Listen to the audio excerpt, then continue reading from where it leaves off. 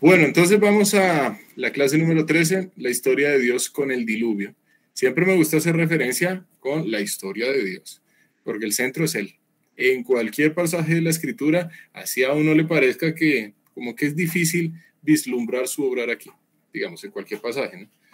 El ejemplo particular que habíamos puesto hacía 2 clases, sí, no mentiras, hace 8 días, fue sobre las genealogías.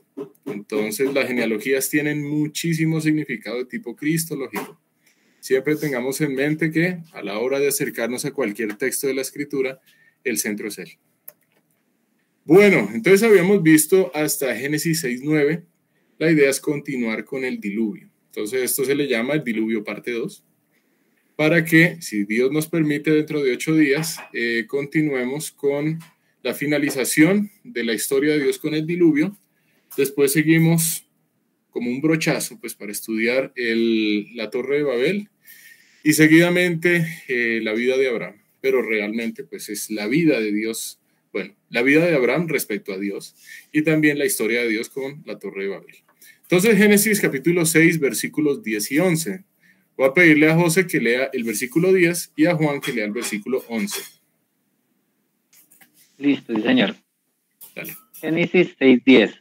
Sí. Y engendró Noé 3 hijos, a Sem, a Cam y a Jafet. Gracias, José. Juan.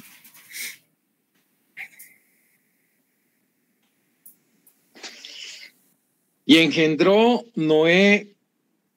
Perdón. El 11. Tranquilo. El 11. Sí. Y se corrompió la tierra delante de Dios, y estaba la tierra llena de violencia. Listo, gracias, Juan. Entonces, vamos a iniciar con un comentario, no con una pregunta. Ahí dice que Noé engendró a 3 hijos y se mencionan Sem, Cam y Jafet.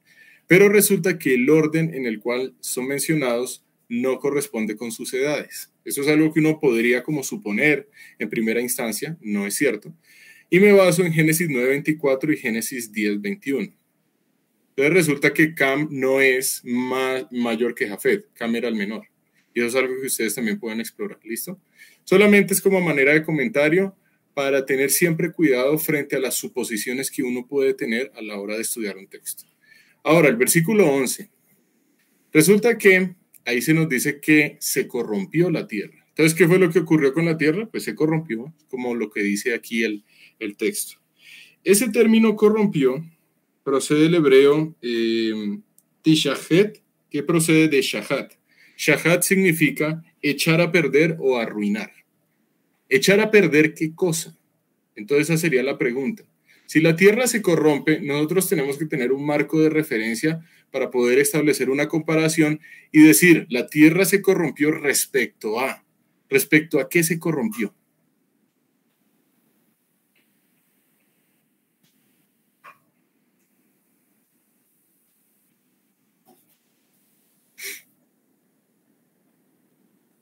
Bueno, respecto al propósito que Dios tenía para que cada ser humano viviese conforme a su voluntad. Obviamente poniendo su fe en el Mesías, llevando un proceso de arrepentimiento. Vimos que arrepentimiento en la clase pasada está muy relacionado con un término que en hebreo significa cambio de mente. Entonces, el ser humano se dedicó a vivir un estilo de vida contrario a Dios, evidenciando que en su corazón nunca hubo un cambio de mente, para poner sus ojos en la promesa de Génesis 3:15 y ahí sí vivir conforme a la voluntad de Dios. Entonces el punto es, cuando aquí dice que se corrompió la tierra no está haciendo referencia a los montes y los valles, está haciéndose referencia es a los habitantes de la tierra. Voy a leer aquí un comentario y dice, el sustantivo la tierra se usa para significar las personas que habitaban la tierra, es decir, los seres humanos. En quienes hubo esa corrupción fue en el corazón de los seres humanos. Recordemos que en la clase pasada estudiamos que el corazón de ellos era de continuo solamente el mal. Y ese continuo era todo el día. Entonces, tengamos presente que este es el estado en el cual se nos describe el corazón del ser humano sin Dios. Es un corazón que no es bueno en lo más mínimo. Es absolutamente depravado, como se dice en teología. Es un corazón depravado. Es una depravación que involucra cualquier área del ser humano. Si no se tiene a Dios, esa depravación se manifiesta de forma total. ¿Listo? Y estaba la tierra llena de violencia. Segunda pregunta, ¿qué abundaba en la tierra? Son preguntas fáciles. Por el momento estamos con preguntas chéveres, fáciles, y ya después vamos a seguir mirando temas más detallados. ¿Qué era lo que abundaba en la tierra? Según este texto. Violencia. Violencia. Exactamente, José. Este término violencia no necesariamente significa que una persona le meta un puño a otra, por decirlo de forma coloquial. No significa únicamente agredir a alguien. El término violencia en hebreo es KJAMAS, jamás, y significa violencia pero en un sentido extendido, es decir, crueldad o una actitud inmisericordia. La tierra estaba llena de crueldad. Los seres humanos no eran compasivos unos con otros. Si habían personas en necesidad, de ninguna forma se le brindaba una ayuda, sino que se miraba la manera en la que esa persona pudiese sufrir más y si era necesario matarla. La tierra de la cual se está aquí describiendo el Estado, o bueno, los seres humanos, son seres humanos que tienen un corazón evidentemente contrario a Dios. Fíjense algo muy interesante. Hemos visto en clases pasadas que Dios es misericordioso. Vimos que el término en hebreo es Gesed, que significa amor profundo, amor entrañable, y que la etimología desde el latín es miser, miserable, cordis, corazón. Corazón miserable, o el hecho de que Dios considera el estado de miserableza al ser humano y obra en función de su propósito. El punto es este: Dios es misericordioso. ¿Qué estaba haciendo el ser humano? Ser inmisericorde, es decir, el polo opuesto. El ser humano fue creado por Dios para reflejarlo de forma parecida, imagen y semejanza. ¿Pero qué estaba haciendo el ser humano? No estaba reflejando a Dios, sino la antítesis de lo que Dios hace. Entonces es muy triste ver hasta qué punto la maldad se manifestó en el ser humano, para que la tierra ya se llenara de crueldad. Crueldad. Génesis 6:13. Entonces voy a pedirle el favor a Andrea para que lea este pasaje. Listo. Génesis 6:13 dijo Sí. pues Dios a Noé: he decidido el fin de todo ser, porque la tierra está llena de violencia a causa de ellos. Y he aquí, yo los destruiré con la tierra. Gracias, Andrea. Entonces, vamos a 2 de Pedro 2:5. Esa era una de las tareas que teníamos asignadas para hoy. Era estudiar cuál era la ocupación de Noé. Entonces, según 2 de Pedro 2:5, Noé era pregonero de justicia, pero lo vamos a leer en la versión. 2 de Pedro, dije 2:5, ¿cierto? Sí. 2 de Pedro 2:5, ahí está. Cito la Biblia del Jubileo, pero pues cualquier versión es bienvenida. Dice así: y si no perdonó al mundo antiguo, mas guardó a Noé, predicador de justicia, con otras 7 personas, trayendo el diluvio sobre el mundo de malvados. Resulta que la versión Reina Valera pone aquí la palabra pregonero. Esta versión pone predicador, es lo mismo. Vamos a ver por qué es lo mismo. Porque resulta que el término en griego, recordemos que si estamos en 2 de Pedro, el término que debemos estudiar es desde el griego, no desde el hebreo, porque pues ya es Nuevo Testamento. Entonces el término en griego es kerux, que significa predicador o heraldo del evangelio, un mensajero del evangelio. Ese término kerux en el Nuevo Testamento está dedicado para denotar no solamente la predicación del hecho de que Dios es justo, sino la predicación del evangelio en sí mismo. Entonces, si nosotros aquí estamos entendiendo que Noé era pregonero, el mensaje de Noé no era solamente decir: miren, existe el Dios creador que los ama y él quiere llevarlos a un estilo de vida distinto. Ese no era el mensaje de Noé, porque predicar eso no es predicar el evangelio. ¿Qué es el evangelio? Entonces, estamos haciendo un recorderis de lo que vimos en Génesis 3:15, también llamado el protoevangelio. El evangelio es una palabra que procede del griego y se puede partir en 2 palabras del griego: eu, que es bueno, y angelos, que es mensaje, el buen mensaje, las buenas noticias, como también se le suele decir. El evangelio, a la hora de predicarse, debe incluir la doctrina del pecado, la doctrina de la justicia, la doctrina de la misericordia y el amor entrañable de Dios, la doctrina de la gracia, del hecho de que el ser humano por sí mismo no merece el favor de Dios, porque merecer viene de mérito. El ser humano no tuvo mérito alguno. Fue Dios quien en su profundo amor, en su gracia, decide salvar al ser humano sin que éste lo merezca. Entonces el punto es, cuando se predica el Evangelio, se debe hacer un énfasis en el Mesías prometido en Génesis 3:15. ¿Qué hacía Noé? Él lo que hacía era predicar la promesa de Dios. Era llamar a las personas al arrepentimiento. Era llamar a las personas a un cambio de mente para ponerse de acuerdo con Dios. Poniéndose de acuerdo con Dios, iba a estar de acuerdo con el hecho de que son pecadores, del hecho de que se necesita del Salvador para que la persona pueda tener una comunión con Dios. Y como muestra de ello, ¿cuál va a ser el resultado? Resultado de esa fe en el corazón, va a haber un sacrificio, en el cual ese sacrificio está mostrando el proceso de sustitución y justificación, pero que se cumple cabalmente solamente en Cristo, en el Cristos, en el Mashiach, en el prometido, en el escogido. Entonces aquí lo que dice es que Noé predicaba, pero por el término en griego da a entender que se predicaba era el Evangelio, y como consecuencia del Evangelio él también estaba anunciando la destrucción que venía en el mundo. Entonces imagínense a Noé predicándole a un mundo inmisericordia, cruel, que yo me imagino que se debieron haber burlado de él hasta no poder más. Yo creo que hasta de pronto llegaron a agredirlo. No lo dice la escritura, pero es probable, porque es que Noé estaba anunciando un mensaje que para el mundo es locura. Bueno, eso también dice la escritura. El evangelio es locura para los que se pierden. El punto es que el mundo lo consideraba a él como una persona no digna en su mensaje, porque aquí dice que solamente 7 personas fuera de él fueron quienes entraron al arca. Si Noé fue constituido como pregonero, pregunta, ¿no existía la posibilidad de que otras personas también ingresaran al arca? Si no existiese esa posibilidad, entonces ¿para qué el mensaje? El mensaje era para predicar el evangelio y como consecuencia entrar en el arca. Entonces el arca tiene una directa relación con el evangelio. No se trata de un hecho aislado que no tiene nada que ver con Cristo. El arca representa de manera tipológica al Mesías de Génesis 3:15.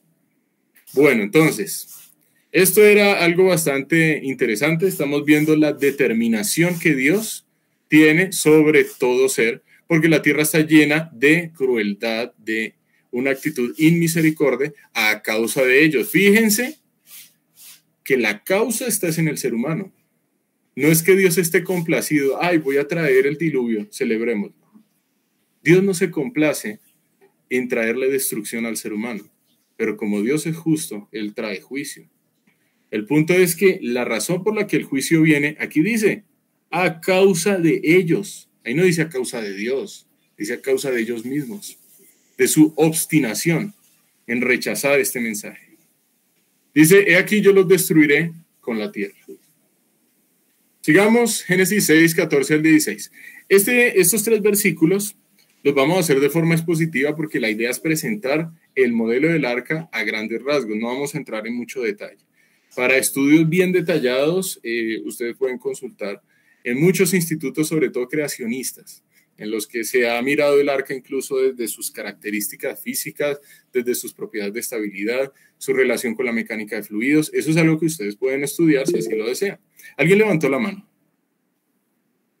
Hola, Juan. Dale, Juan. Bueno, ya que tratas ese tema, Sí. les recomiendo muchísimo también de Answering Genesis, el Museo del Arca. Sí. Es un museo que está en los Estados Unidos con una réplica de exactas dimensiones de esta arca. Sí. Y también allí en los materiales que nos ha compartido Juan, creo que también hay información y bibliografía del tema. Y es Sí. muy interesante revisarlo. Y también mencionar como último paso que el arca ya fue encontrada. Ok. Ya fue encontrada por allá en el monte. Bueno, Juan, gracias. Listo, gracias, Juan. Sí, es importante mencionarlo. Ahorita vamos a presentar un modelo del arca, pues como un esquema, y vamos a hacer unas aclaraciones fundamentales, sobre todo para la educación de los niños. ¿Por qué? Ya lo vamos a ver. Entonces estamos en los versículos 14 al 16. Voy a revisar qué otras personas están. Listo, entonces voy a pedirle a Frank que lea el 14. Listo, voy a pedirle a Ketty y a Nidia que lean 15 y 16, por favor. Entonces ya pongo la pantalla. Gracias. Listo, dale, Frank. Versículo 14. Buenos días. Dale, Frank. Buenos días. Entonces, hazte un arca de madera de gofer, harás aposentos en el arca y la calafatearás con brea por dentro y por fuera. Gracias, Frank. Versículo 15, Nidia, porfa. Y de esta manera lo harás. Sí. De 300 codos la longitud del arca, de 50 codos su anchura y de 30 codos su altura. Gracias, Nidia. 16, Ketty. Una ventana harás al arca y la acabarás a un codo de elevación por la parte de arriba y pondrás la puerta del arca a su lado y le harás piso bajo, segundo y tercero. Listo, gracias, Ketty. Para estudiar este modelo, ¿qué tenemos que hacer? Buscar la definición de ciertos términos, como por ejemplo, ¿qué es esto de gofer? Esto suena raro. Calafatear, o bueno, calafatearás. Está hablando en tiempo futuro. ¿Qué significa calafatear? ¿Qué más? ¿Qué es un codo? También. ¿Qué significa esta ventana del arca? Entonces, vamos a empezar a definir términos por términos desde el idioma hebreo para construir una imagen clara de este modelo que Dios le dio. ¿Listo? Entonces, primera observación fundamental. Arca no es barca ni barco. Hay que denotar esa diferencia porque es fundamental. Hay versiones que en vez de poner arca dicen barca, pero lo dicen barca en el contexto bíblico, no barca en nuestra concepción moderna. Entonces, el ejemplo que siempre pongo, aquí no se está hablando de un barco tipo Titanic, pero de madera en vez de, yo qué sé, de todos los materiales que se usaron para construir el Titanic. El Titanic, ¿por qué se caracterizaba? Porque había un puerto en Inglaterra del cual zarpó el Titanic y pues estando rumbo a Nueva York fue que ocurrió la tragedia en el Atlántico Norte. Aquí es muy distinto. Aquí no se trata de una construcción cuyo fin sea darle la vuelta a la Tierra. ¿Para qué darle la vuelta a la Tierra si toda la Tierra está inundada? No tiene ningún sentido ir a ningún lugar porque lo único que va a haber es aguas por todo lado. Entonces aquí arca no es barco. Arca, desde el hebreo, es la palabra teba, que significa caja o cofre. Cualquiera de las dos pues sirve para la traducción literal. Entonces imaginémonos que es una construcción cuyo modelo viene de parte de Dios y se lo da a Noé, para que Noé con todos los seres que estén adentro, es decir, las otras 7 personas y los animales, puedan flotar. El propósito del arca no es navegar, es flotar. ¿Flotar para qué? Para que ellos puedan ser salvos del juicio que viene en el mundo. Segundo, cuando aquí dice madera de gofer, hay muchos estudiosos de las escrituras que dicen que probablemente es el ciprés. Probablemente, no hay una certeza absoluta, pero es muy posible que sí. Entonces, pongámoslo así, hazte un cofre muy grande de madera de ciprés. Siguiente punto. Vamos ahora al término aposentos. La palabra aposentos viene del hebreo kinim. Esta terminación im en hebreo denota el plural de un sustantivo. Por ello viene de el singular ken, que significa nido, de tal manera que kinim significa nidos en plural. Ken es un término que en hebreo transmite la idea de descanso, de comodidad, como cuando un pajarito se encuentra en un nido. En el nido es donde cuidan de sus polluelos. En el nido es donde muchas veces, no siempre, pero pues muchas veces duermen. En el nido es donde los pajaritos encuentran descanso. Entonces, la idea del autor es transmitir ese pensamiento de descanso, que en el arca se va a encontrar descanso. ¿Listo? Interesante. Alguien habló acerca del descanso. Vengan a mí todos los que, etcétera. Entonces, pues ya podemos empezar a encontrar elementos tipológicos. Yo no estoy diciendo que el arca sea Cristo, ¿no? Pero el arca sí representa de forma tipológica muchas cosas de las cuales nos habló Cristo. Siguiente, ¿qué es eso de calafatear? Calafatear procede de la palabra kafar en hebreo, que significa cubrir. De forma figurada significa expiar. Nosotros dijimos que vamos a estudiar este término de la expiación cuando estemos revisando el tema del tabernáculo. ¿Qué significa un sacrificio expiatorio? ¿Qué es eso de expiar? Entonces, por ahora expiar lo vamos a dejar de lado, más tarde lo vamos a estudiar con calma. Por el momento, en este momento, calafatear significa cubrir. Entonces, lo que va a hacer es echarle brea por dentro y por fuera. La brea es una sustancia de tipo impermeable. De tal manera que si yo recubro esa madera de ciprés con brea y obviamente dejo que un proceso de secado se lleve a cabo, ¿qué es lo que va a ocurrir? Ese material va a ser impermeable. Lo que va a hacer este calafatear con brea por dentro y por fuera es garantizar que el agua no se va a meter. Porque imagínense qué tal ellos en el arca, todos tranquilos, y el agua empieza a meter. Si se empieza a meter el agua, es un problema grandísimo porque es solamente cuestión de horas en que les pase lo mismo al Titanic. Titanic 2.0, pero ahora con el arca. ¿Qué estamos viendo de Dios? Solamente paremos aquí y decimos, bueno, listo. Este modelo, ¿quién lo está dando? Dios a Noé. ¿Qué vemos de Dios? ¿Qué nos está mostrando Dios de sí mismo?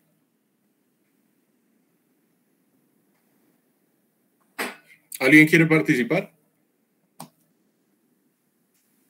Perdona, Juan, no escuché bien la pregunta. Dale, Juan. La pregunta es, ¿qué está mostrando Dios de sí mismo con el hecho de darle este modelo de arca de madera de ciprés posiblemente, esto de calafatear o de cubrir con brea por dentro y por fuera y hacer el arca de tipo impermeable? ¿Qué es lo que Dios muestra de sí mismo? Uy, hermano, de todo. Uh-huh. No sé, alcanzo a diagnosticar ahí con lo que acabas de compartir.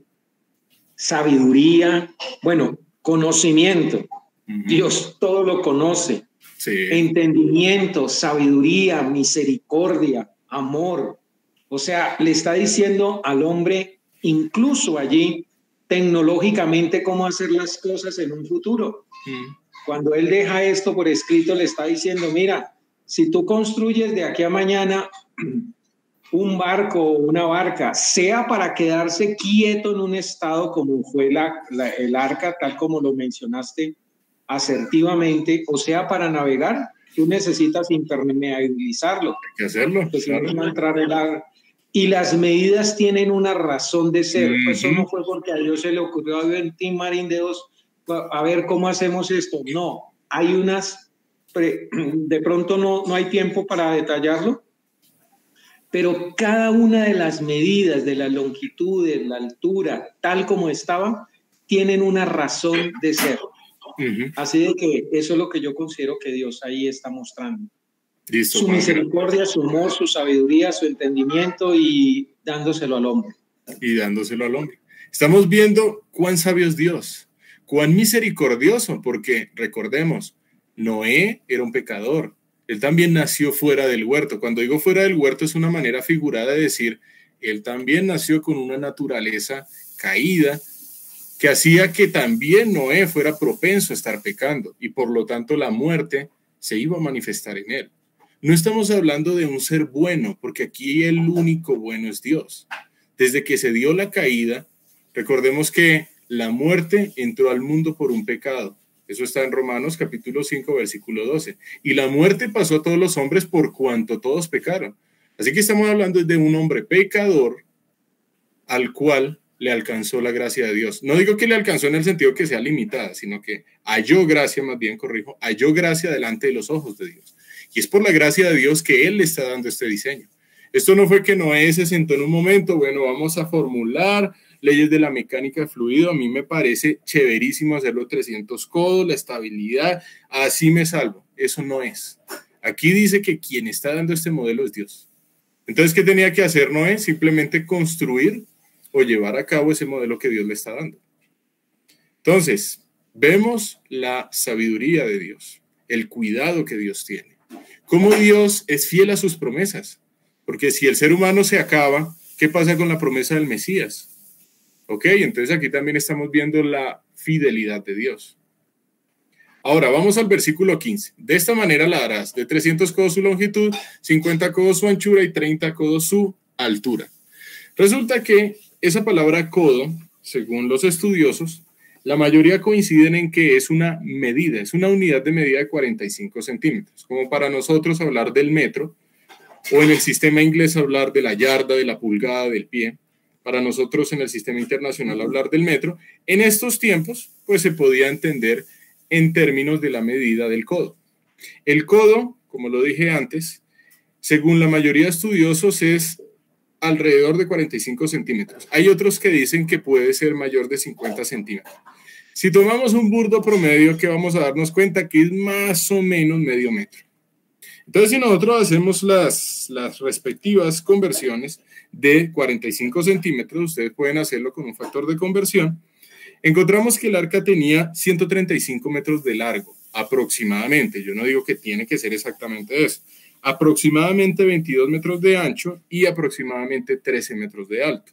Entonces, como para ponernos una idea, de alto era como un poste de luz, de largo era como un estadio y de ancho era como un poste y medio de luz.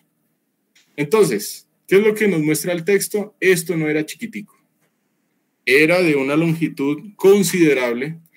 Y si era de una longitud considerable, esto nos da a entender que Noé se tomó sus buenos años haciéndolo. Imagínense construir semejante armatoste tan grande. Esto no es algo que se hace en una semana. Es más, es algo que tampoco se hace en un año. Esto requiere, sí, o sea, incluso pensémoslo hoy en día. Hacer hoy en día una construcción de 150 metros de largo no es algo que se hace en 2 días. Es algo que toma mucho tiempo. Entonces, ¿qué pasa? Fuera del hecho de que sí tenía que estar construyendo esta arca, el tiempo que le tomó en construirla también era un motivo de predicación para Noé. Recordemos que según Segunda de Pedro, él era pregonero del evangelio. Muchas personas debieron haber visto lo que él estaba haciendo, porque no era algo chiquitico que se pudiera ocultar en un lote. Muy posiblemente lo puso en un lugar de tal manera que las personas lo vieran, las personas de ese tiempo. Y muy posiblemente esas personas se le burlaban en la cara diciendo: ¿estás loco, Noé? ¿Cómo así que va a venir una destrucción en el mundo? Aquí a nosotros nos dejan en paz y pues vamos a seguir tratando a la gente como se nos venga en gana. Porque ahí dice la escritura que ellos eran inmisericordios, eran sumamente violentos en ese entonces. Bueno, ¿qué más? Respecto a lo que mencionó Juan, hay un estudio, ustedes lo pueden consultar en el Instituto de Respuestas en Génesis, también lo pueden hacer en el Instituto para la Investigación de la Creación y también en Reasons to Believe, que son 3 institutos creacionistas, frente a los cuales pueden encontrar estudios interesantes que se han hecho en cuanto a las dimensiones del arca, como por ejemplo las propiedades de estabilidad, como por ejemplo ciertas propiedades interesantes que en últimas que nos muestran. Sí, hay un estudio desde un punto de vista físico y eso es muy interesante, pero recordemos, siempre le tenemos que dar el enfoque teocéntrico a las escrituras. Eso que nos muestra de Dios, su sabiduría. Cómo Dios está cuidando al hombre. Y pues al respecto también de lo que mencionaba Juan, hay un museo en Kentucky, Estados Unidos, se llama el Museo de la Creación y ahí hay un arca en escala real. Vamos a ver más o menos cómo es el dibujo del arca que se encuentra allá. ¿Qué más? En el versículo 16, cuando dice, una ventana harás al arca, alguien levantó la mano, ¿sí? ¿Sí escuchó bien o no? Juan, perdón, Sí, perdón. Sí, dale. ¿Tú nos puedes compartir, por favor, al grupo Sí. Los links de esa información que tú hablas, que acabaste de mencionar? Listo, sí, claro. Listo, yo les envío en horas de la tarde los enlaces, ¿listo?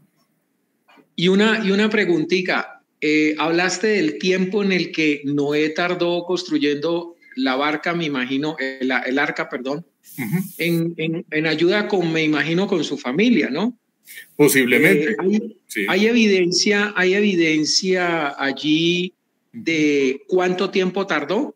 No, la escritura sí no lo dice. O sea, nos da a entender por las dimensiones que no fue poco tiempo, pero el tiempo total la escritura sí no nos lo permite saber. Ahí sí no. Sí. Alexa aquí dice que 100 años. ¿Y dónde? Muéstrame el pasaje bíblico. Alexa dice que tiene un pasaje bíblico para decir eso. Okay. Pero una pregunta, Juan, o bueno, una pregunta sí. No. Es que, bueno, Hollywood siempre la embarra en muchas cosas respecto sí. A la Biblia.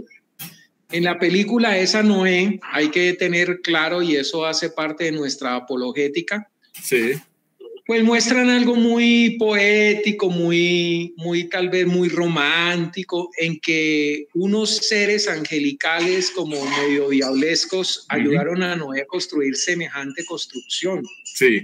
Valga la redundancia, porque pues las dimensiones son enormes. Eso un hombre solito, más aún Noé posiblemente ya avanzado en edad, no hubiera podido hacerlo solo. Pero recordemos que Dios estaba allí. Sí. Y no es precisamente tal como lo muestra aunque no hay evidencia, ¿no? No hay evidencia de eso, Juan. Sí. Porque una buena pregunta de apologética, y eso me lo han hecho, es ¿quién le ayudó a construir a Noé el arca? Porque normalmente cuando me enfrento en el tema de evangelismo, pues siempre salen con preguntas como, bueno, ¿y quién fue la esposa de Caín? Que ya lo tratamos. Y venga, yo he oído del arca, ¿cuánto tenía las dimensiones del arca? Entonces yo les doy las dimensiones que acabas de mencionar. Y dice, ¿y ese aparatejo, quién se lo ayudó a construir? Porque es que yo me vi en la película tal. Entonces no sé, Juan, sería bueno como tratar eso apologéticamente, a ver qué podemos encontrar. Bien, Juan. Resulta que eso hace referencia, es un versículo que nosotros saltamos la clase pasada, porque hay una mención de unos seres llamados los Nefilim, que procede del verbo el término, no del verbo. No, mentira, sí es verbo. Del verbo en hebreo, que es nefal, significa caer. Entonces los Nefilim serían como los caídos. En esa película de Noé le llaman los vigilantes, pero el tema de los vigilantes ya sí va en contra de la escritura porque no hay evidencia de eso. Entonces, ¿qué es lo que ocurre? Frente a la interpretación de quiénes son los Nefilim y quiénes son los Benoi Elohim, o sea, los hijos de Dios, nosotros lo que hicimos en la clase pasada fue presentar las diversas interpretaciones sin decir cuál tiene que ser cierta. O sea, lo que se hizo fue como una especie de comparación de pros y contras de las interpretaciones. ¿Quiénes son los Nefilim? La respuesta de quiénes son depende de la interpretación que se haga de quiénes son los hijos de Dios. Y por eso entonces trajimos a colación un asunto muy importante, que es el asunto de las posturas en doctrinas secundarias de la Biblia versus las doctrinas fundamentales de la Biblia. Entonces, ¿cuáles son las doctrinas fundamentales de la Biblia? Por mencionar algunas. Es evidente que Dios existe. La Biblia habla de la existencia de Dios. En segundo lugar, doctrina fundamental de la Biblia, Dios es trino. Eso es algo de lo que la Biblia habla de forma clara. Y si hay alguien que dice que Dios no es trino, pues tenemos que discutirlo porque eso es algo que no vamos a negociar como una postura más. Dios es trino, punto. Eso es lo que dice la Biblia. Tercero, la deidad de Cristo, que tiene que ver con el hecho de que Dios es trino. Si no se defiende la deidad de Cristo, que ese es un asunto primario, fundamental, eso también sería un problema. Cuarto, el hecho de que el Espíritu Santo es persona. La personalidad, llamémoslo en ese sentido, del Espíritu Santo. Eso es innegociable. 5, la resurrección literal de Cristo. Eso también es innegociable. Si alguien dice que eso es simbólico, qué pena, pero tenemos que ir a la Escritura y estudiarlo bien. 6, el hecho de que Cristo es el Mesías. No como, por ejemplo, dicen en el judaísmo que el Mashiach no es Cristo. Entonces, eso también es innegociable. Jesús es el Mesías, Yahshua. Por eso es que se dice en los círculos verdaderamente mesiánicos, no judaizantes que tratan de llevar a las personas a rudimentos de la ley sin sentido, sino verdaderamente mesiánicos, como lo que se puede encontrar en Israel. Ellos le llaman es Yahshua HaMashiach. Entonces, o Yeshua HaMashiach. Ellos dicen, listo, Cristo es el Mesías. Eso es una doctrina fundamental. Pero, ¿qué sería una doctrina secundaria? ¿Quiénes son los hijos de Dios? Entonces hay unos creyentes que dicen, los hijos de Dios son ángeles. Los hijos de Dios, según Juan 1:12, son aquellos que creyeron en el Mesías. Pero entonces hicimos como la advertencia, cuidado con las asociaciones Nuevo Testamento, Antiguo Testamento, porque si yo voy a comparar, por ejemplo, la expresión hijos de Dios en el Antiguo Testamento versus hijos de Dios en el Nuevo Testamento, estamos hablando de dos idiomas distintos en contextos distintos. Entonces hay que tener mucho cuidado con las asociaciones de los mismos términos, Antiguo, Nuevo Testamento. Hay que revisar que el contexto sea el mismo y que la definición, tanto gramatical como la definición en sí misma, coincidan. Si no coinciden, hay que mirarlo con mucho cuidado. Entonces la respuesta de que simplemente eran seres humanos creyentes tiene sus conflictos. También vimos que hay personas que dicen que eran potentados, personas de autoridad, los hijos de Dios. Otros incluso que se atreven a decir que esto es una forma de entender a los dioses paganos de otras mitologías, es decir, a los titanes. Entonces los Nefilim son los titanes. Y hay una serie de posturas. Frente a eso, ¿qué es lo que yo digo? Yo los animo a que investiguen las posturas, porque al fin y al cabo, si ustedes deciden aceptar una postura, no va a pasar nada con las doctrinas fundamentales. Y en segundo lugar, no perder de vista el sentido cristológico de la escritura. Porque si nos quedamos en una discusión de posturas, nos vamos a quedar en cuestiones secundarias y no vamos a lo primario. Lo primario de Dios, es más, lo primario de este texto no es entender quiénes son los hijos de Dios. sino cuál es el carácter de Dios y quién es Dios. Entonces, frente a lo que tú preguntas, Juan, es súper interesante, digamos, investigar qué es eso de los nefilim, pero hay varias posturas.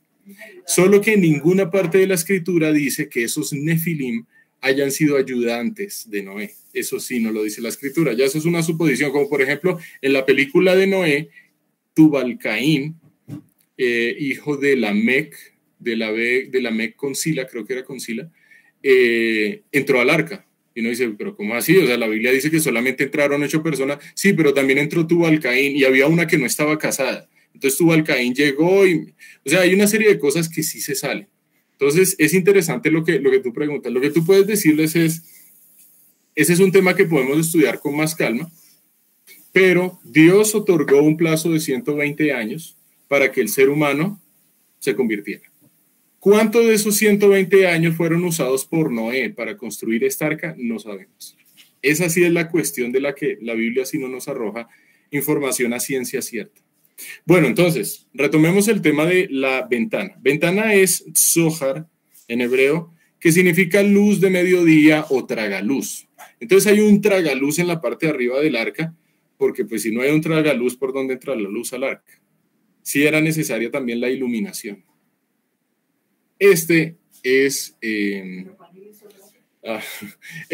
un modelo del arca. Bueno, no modelo, sino una ilustración de cómo pudo haber sido el arca.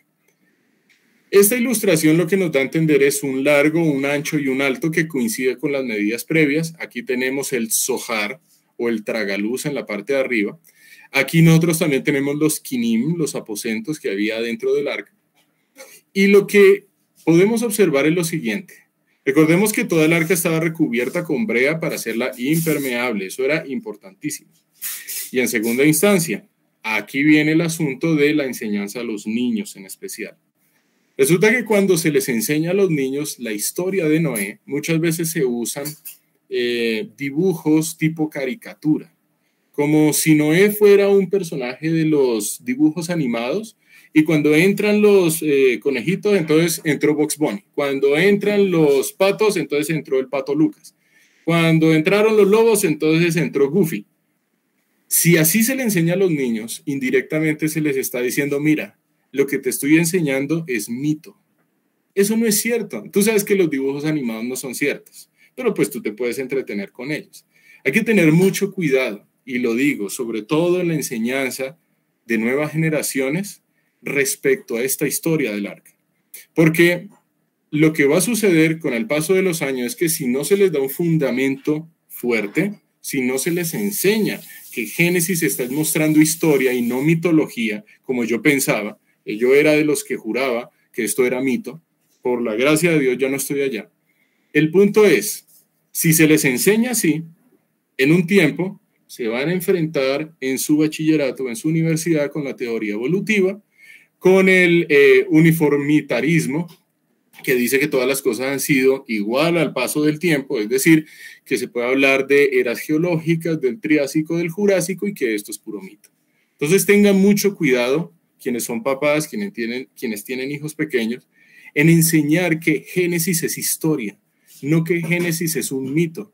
Yo sé que nadie lo va a hacer con esa intención, pero si se les muestra ilustraciones como si fueran dibujos animados y no se da un fundamento firme, con el paso del tiempo, cuando ese niño se enfrente con círculos seculares académicos, se van a estrellar y de forma muy fuerte.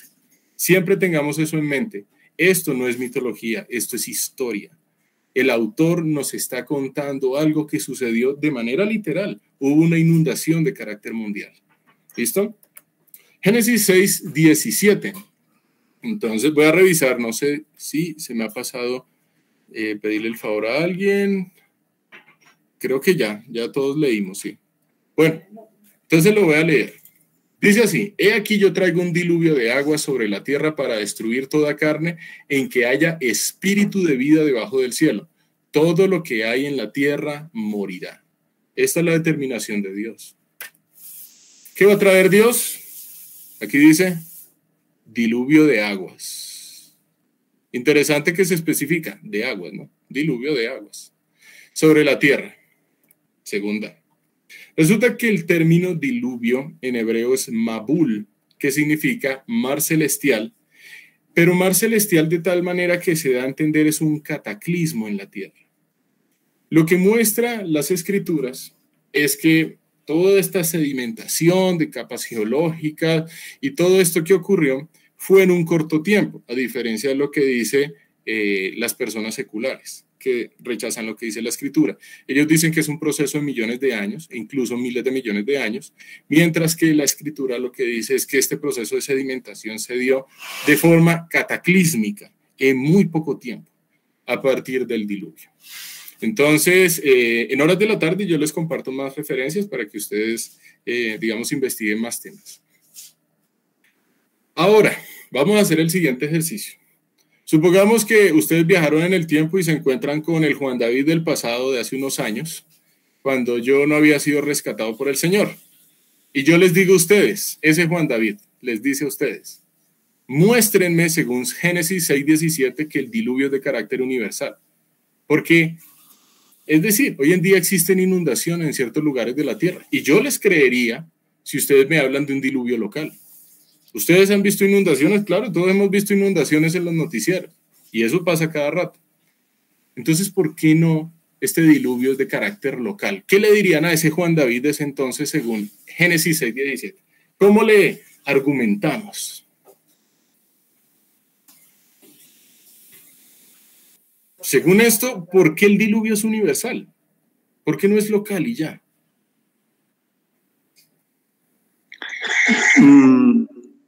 Yo creo que es porque dice que iba a destruir toda la tierra, o sea, todo lo que está creado, y solo que iba a salvar era lo que estaba dentro del arca. Por eso debió haber sido universal. Ok, debió haber sido universal.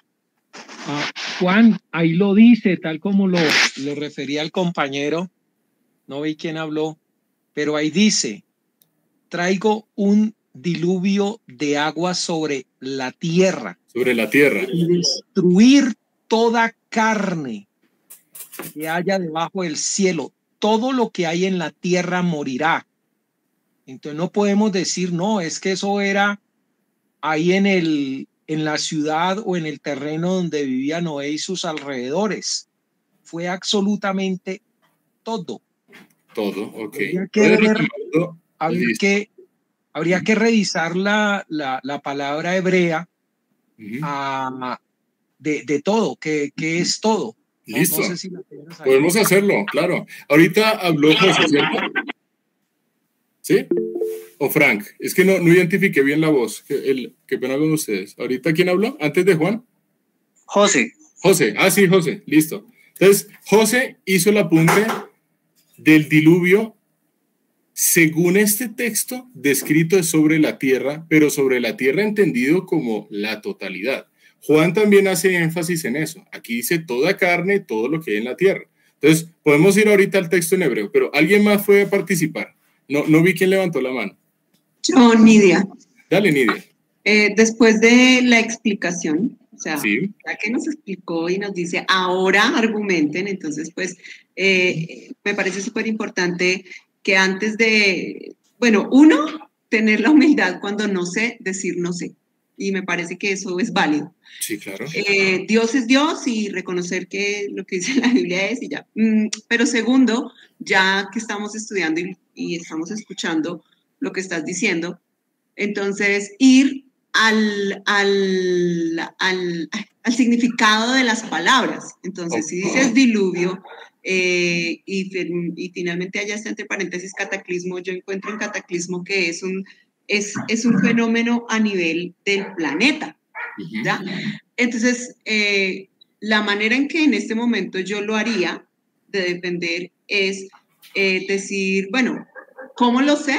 Porque cuando voy a la raíz de diluvio, me lleva a cataclismo, y es un desastre de grandes proporciones que afecta a todo el planeta, o parte de él es producido por un fenómeno natural. Entonces, creo que también ir a la raíz de las palabras, lo que realmente quiso decir, aparte pues que ahí lo define, ¿no? Pero creo que eso también ayuda.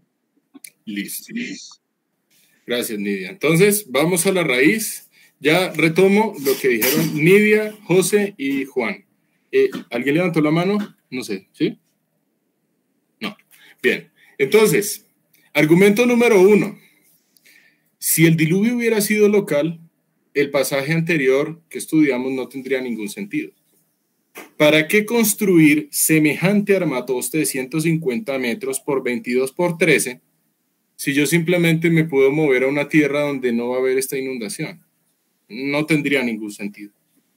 En segunda instancia, tampoco tendría sentido el hecho de que los animales entraran en el arca, porque los animales, ya sea por instinto de supervivencia en esa región donde iba a haber ese diluvio, simplemente se iban a mover a otro lugar. Además, en otros lugares también podían existir esas especies. Entonces, a la luz de lo que ya vimos en el contexto, no hay nada que hacer. Esto, sí da a entender, es un diluvio de carácter universal. El término en hebreo lo sigue confirmando, Mabul, mar celestial. Es un diluvio de carácter total, integral sobre la tierra, no parcial. En tercera instancia, lo que ustedes dijeron, destruir toda carne que haya espíritu de vida debajo del cielo. Pregunta, ¿hay algún lugar de la tierra que no esté debajo del cielo? No la hay. Todo lugar de la tierra está debajo del cielo. Recordemos que cielo hace referencias al espacio atmosférico, con lo que habíamos estudiado en Génesis capítulo 1. Entonces, no, qué pena. Génesis 16, 17 y su contexto ya sacan de taquito la posibilidad de que el diluvio haya sido local. Es que no tendría ningún sentido que Dios le hubiera dicho a Noé, hazte un arca si simplemente te caminas 10 kilómetros y te vas de la inundación. Pues yo prefiero caminarme en vez de tener que matarme el lomo durante años para construir algo que no va a tener ningún sentido. Y es más, no todo ser humano hubiese muerto, no hubiese llegado el juicio a todo ser humano. Y lo que está haciendo referencia a todo el contexto es que el corazón de los habitantes de la tierra, como un todo, era de continuo solamente el mal. Ahí sí no hay nada que hacer. Entonces vamos a Logos, ¿les parece? Podemos aquí ir a Logos. Estamos en Génesis 6, 17. Ok. Entonces Logos, y aquí dice, y ahora yo trayendo, marcador de objeto, el diluvio de aguas sobre la tierra, para destruir toda, fijémonos aquí, toda, cal, que procede de col. Todo, aquí todo, cualquiera o cada uno, pero a menudo se usa en sentido plural. Es decir, lo que está diciendo es que se va a destruir a cada una de las criaturas que se encuentran sobre la tierra. Cuando se usa ese término col, en este contexto, sí da de notarse la totalidad de los elementos involucrados. No un subconjunto de ellos, sino la totalidad. Entonces, mi estimado Juan David del pasado, estás errado. Yo creía eso, ahí les comento. Y pues para mí es maravilloso ver lo equivocado que yo estaba. Bueno, sigamos. ¿Qué seres van a ser destruidos? Toda carne en que haya espíritu de vida debajo del cielo. ¿Eso qué incluye? Seres humanos, animales. ¿Estamos de acuerdo? ¿Sí? Bien, asumo que sí. Comentario importante. Los animales no son máquinas biológicas. Muchas veces se argumenta, incluso por parte de algunas personas creyentes, que los animales simplemente son seres vivos que tienen un instinto y ya, pero no tienen participación de una parte espiritual. Génesis capítulo 6 no dice eso. Y es más, podemos ir a Génesis 7:15. Génesis 7:15. Génesis 7:15. Lo voy a leer. Dice así. Y vinieron a Noé al arca de 2 en 2, de toda carne, en que había, ¿qué cosa? Espíritu de vida. Los animales también tienen un espíritu. ¿Qué no tienen los animales a diferencia del ser humano? Ya se lo vimos. Hay algo que diferencia al ser humano de los animales. Y no es una parte espiritual. ¿Qué es? ¿Cuál es la diferencia? ¿Alma? La parte espiritual la tienen los animales y nosotros también, pero hay algo de lo que ya vimos en el capítulo. ¿Aliento de vida? De aliento de vida, es que ahí también puede entenderse como ruaj en el sentido de espíritu. Es decir, ellos también tienen una parte espiritual igual que nosotros. Pero hay algo en Génesis 1:26 cuando Dios dijo, hagamos al hombre a... ¿Cómo era? La imagen y la los animales semejanza tienen de imagen y Dios. semejanza. Imagen. La manera en que se comporta... Ay, perdón. No, adelante, Nidia. Dale, Nidia. La manera en que se comporta, la manera en que socializa, la manera en que piensa, la manera en que vive, convive, en la manera en que se desarrolla, es totalmente diferente a los animales. Ese es el punto. Entonces, la diferencia es la imagen y semejanza, pero no el hecho de que haya o no una componente espiritual. Aquí Génesis 7:15 nos dice que ellos sí tienen espíritu de vida. ¿Alguien habló? ¿No escucha? Sí, Juan, una pregunta. Sí. Una pregunta. Ajá. A ver, nosotros entendiendo un poco las escrituras y pues sin pegarnos solamente del pasaje, entendemos que somos tripartitos. Somos espíritu, poseemos un alma y vivimos en un cuerpo. Pero respecto a los animales, corrígeme si me equivoco, yo tengo entendido que los animales, a diferencia de que no son hechos a imagen y semejanza de Dios, como si somos los seres humanos, ellos solamente cuentan con el cuerpo y cuentan con un alma, pero no tienen ese espíritu como si lo tenemos nosotros. Ok, Juan. Bien, frente a eso que tú dices... En ese contexto, entonces, entraría el tema que también es apologético y que me ha tocado que explicar en las jornadas misionales y de evangelismo. Ay, es que mi perrito se murió, él se fue para el cielo. Y eso se vuelve un chicharrón explicarlo porque las personas no tienen conciencia, a pesar de que dicen, es que mi mascota era lo más de buena gente y hablan de gente y lo asocian como si fueran hijos o hijas. Y muchos dicen, vea, le presento a mi hijo y mi hijo tiene 4 patas y no es tu hijo, no es tu hijo. Entonces ahí sería bueno como explicar ese temita porque sí, listo, no sé, tengo entendido cuerpo y alma, más no espíritu. Bueno, entonces, respecto a lo que tú estás diciendo de la postura tripartita, afirmar que el ser humano es tripartita es una postura teológica, porque hay otra postura que es ser bipartita. Es decir, entender el alma como la unión del espíritu y el cuerpo. Y la postura tripartita distingue el espíritu, alma y cuerpo. Frente a esa discusión que es sumamente interesante, y pues les invito a investigar más acerca del tema, cuáles son los argumentos para la postura bipartita y cuáles para la tripartita, ¿qué es lo que tengo por decir? Cuando aquí aparece el término espíritu, se usa el término ruach, que muchas veces también se usa en conjunción para describir el espíritu humano. No es un término en hebreo distinto. Cuando se habla del espíritu animal, es también el término ruach. Ahora, ¿qué implicaciones tiene eso? En primer lugar, tendríamos que verlo según la postura, ya sea espíritu, alma y cuerpo, como 3 entes distintos, o espíritu y alma como entes relacionados pero no distinguibles entre sí. Postura bipartita versus la tripartita. Y lo otro es que las escrituras no nos permiten conocer qué es lo que va a ocurrir con el espíritu de los animales, pero lo que sí da a entender es que los animales no son seres que cometan pecado. ¿A qué voy con todo esto? Es importante mencionar esto de que los animales no son máquinas biológicas para darle mucho más significado a lo que Dios le dijo al hombre de ejercer señorío. Dios no iba a poner al ser humano a ejercer señorío sobre entes puramente físicos o entes que simplemente se vayan a regir por instinto. Los animales también pueden tomar decisiones, sí, no como el ser humano. Por ejemplo, yo tengo aquí a Zacarías, que es mi perrito, y a veces él tiene hambre, yo le pongo comida, él puede decidir no comer. Simplemente no quiere, ya. Pero ¿cuál es la diferencia? En los animales no existe la posibilidad de decidir, por ejemplo, en creer o no en el evangelio. En los animales no existe la posibilidad de tener una íntima comunión con Dios como nosotros la podemos tener, porque nosotros gozamos de esa imagen y semejanza.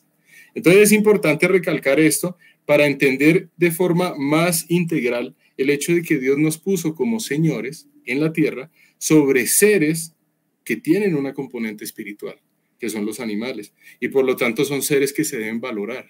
Es lo que yo siempre he dicho. ¿Que tienen el mismo valor de un ser humano? No, pero siguen teniendo valor, y se les debe amar y se les debe cuidar. ¿Qué tiene que ver todo esto con el contexto cristológico? Pregunto yo. Ahora ya, digamos, llevándolo y conectándolo con el hilo conductor. Ahora, volvamos a Génesis 6:17.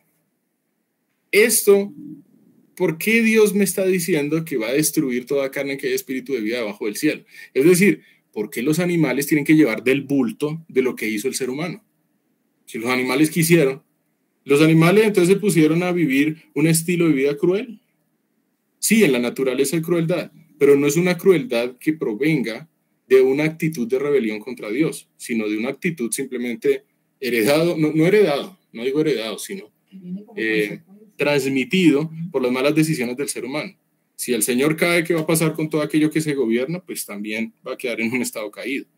Entonces, ¿por qué los animales llevan del bulto aquí? ¿Y eso qué tiene que ver con el contexto cristológico? Juan. Dale, Juan. Es una súper importante y muy interesante pregunta. Sí. Sin embargo, hay que tener en cuenta algo. Cuando Dios Padre toma la decisión de destruir toda vida que había en la tierra sin destruir la tierra, porque la otra opción era chasquear los dedos y chao tierra, claro, y empieza desde cero, ¿ya? Que es normalmente la actitud que hace el ser humano, ¿no? Sí. Cuando las cosas se le dañan, yo destruyo esto y vuelvo y empiezo. Sí. Pero hay que entender que en el tema de la violencia que se había generado sobre la tierra y la perversidad, porque hace parte también de esa violencia, y tú lo mencionaste ahora, hablaste de los Nefilim, tengamos presente de que antes de este suceso había ocurrido que esos vigilantes que había dispuesto Dios habían pervertido al hombre con el tema de las relaciones sexuales y todo lo demás. Y al parecer, corrígeme si me equivoco, ya había una generación degenerada, valga la redundancia, en donde se habían mezclado estos seres angelicales con las mujeres de la tierra y habían dado, ¿cómo es? A concepción a los gigantes.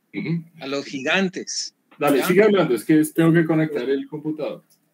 Dale, Juan. Listo, ya. Entonces, estaba una serie de anomalías en la creación, como por ejemplo la presencia de gigantes. Eso también no solamente incluye a la humanidad y a los animales, sino que también incluye a estos seres engendrados por la concepción que habían tenido estas mujeres que habían tenido relaciones sexuales con angelicales. Y no sé, por ahí hay una teoría, no es bíblica, pero llegó a tal punto la degeneración que incluso salieron unas mezclas entre seres angelicales y animales que dio la concepción de otros seres allí. Entonces, mejor dicho, por donde usted viera, en ese tiempo, el tema estaba bien degenerado, bien violento, bien pervertido.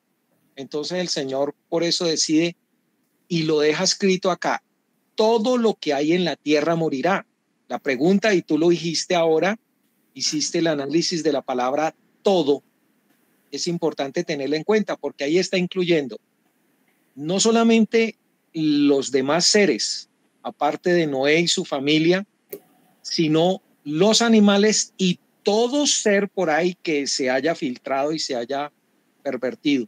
Entonces, todo es todo. Ahí está incluido todo lo demás. Listo, Juan. Gracias. O sea, ¿qué es lo que, digamos, tú comentas? Tú comentas las consecuencias bajo la interpretación de que los hijos de Dios hacen referencia a los ángeles.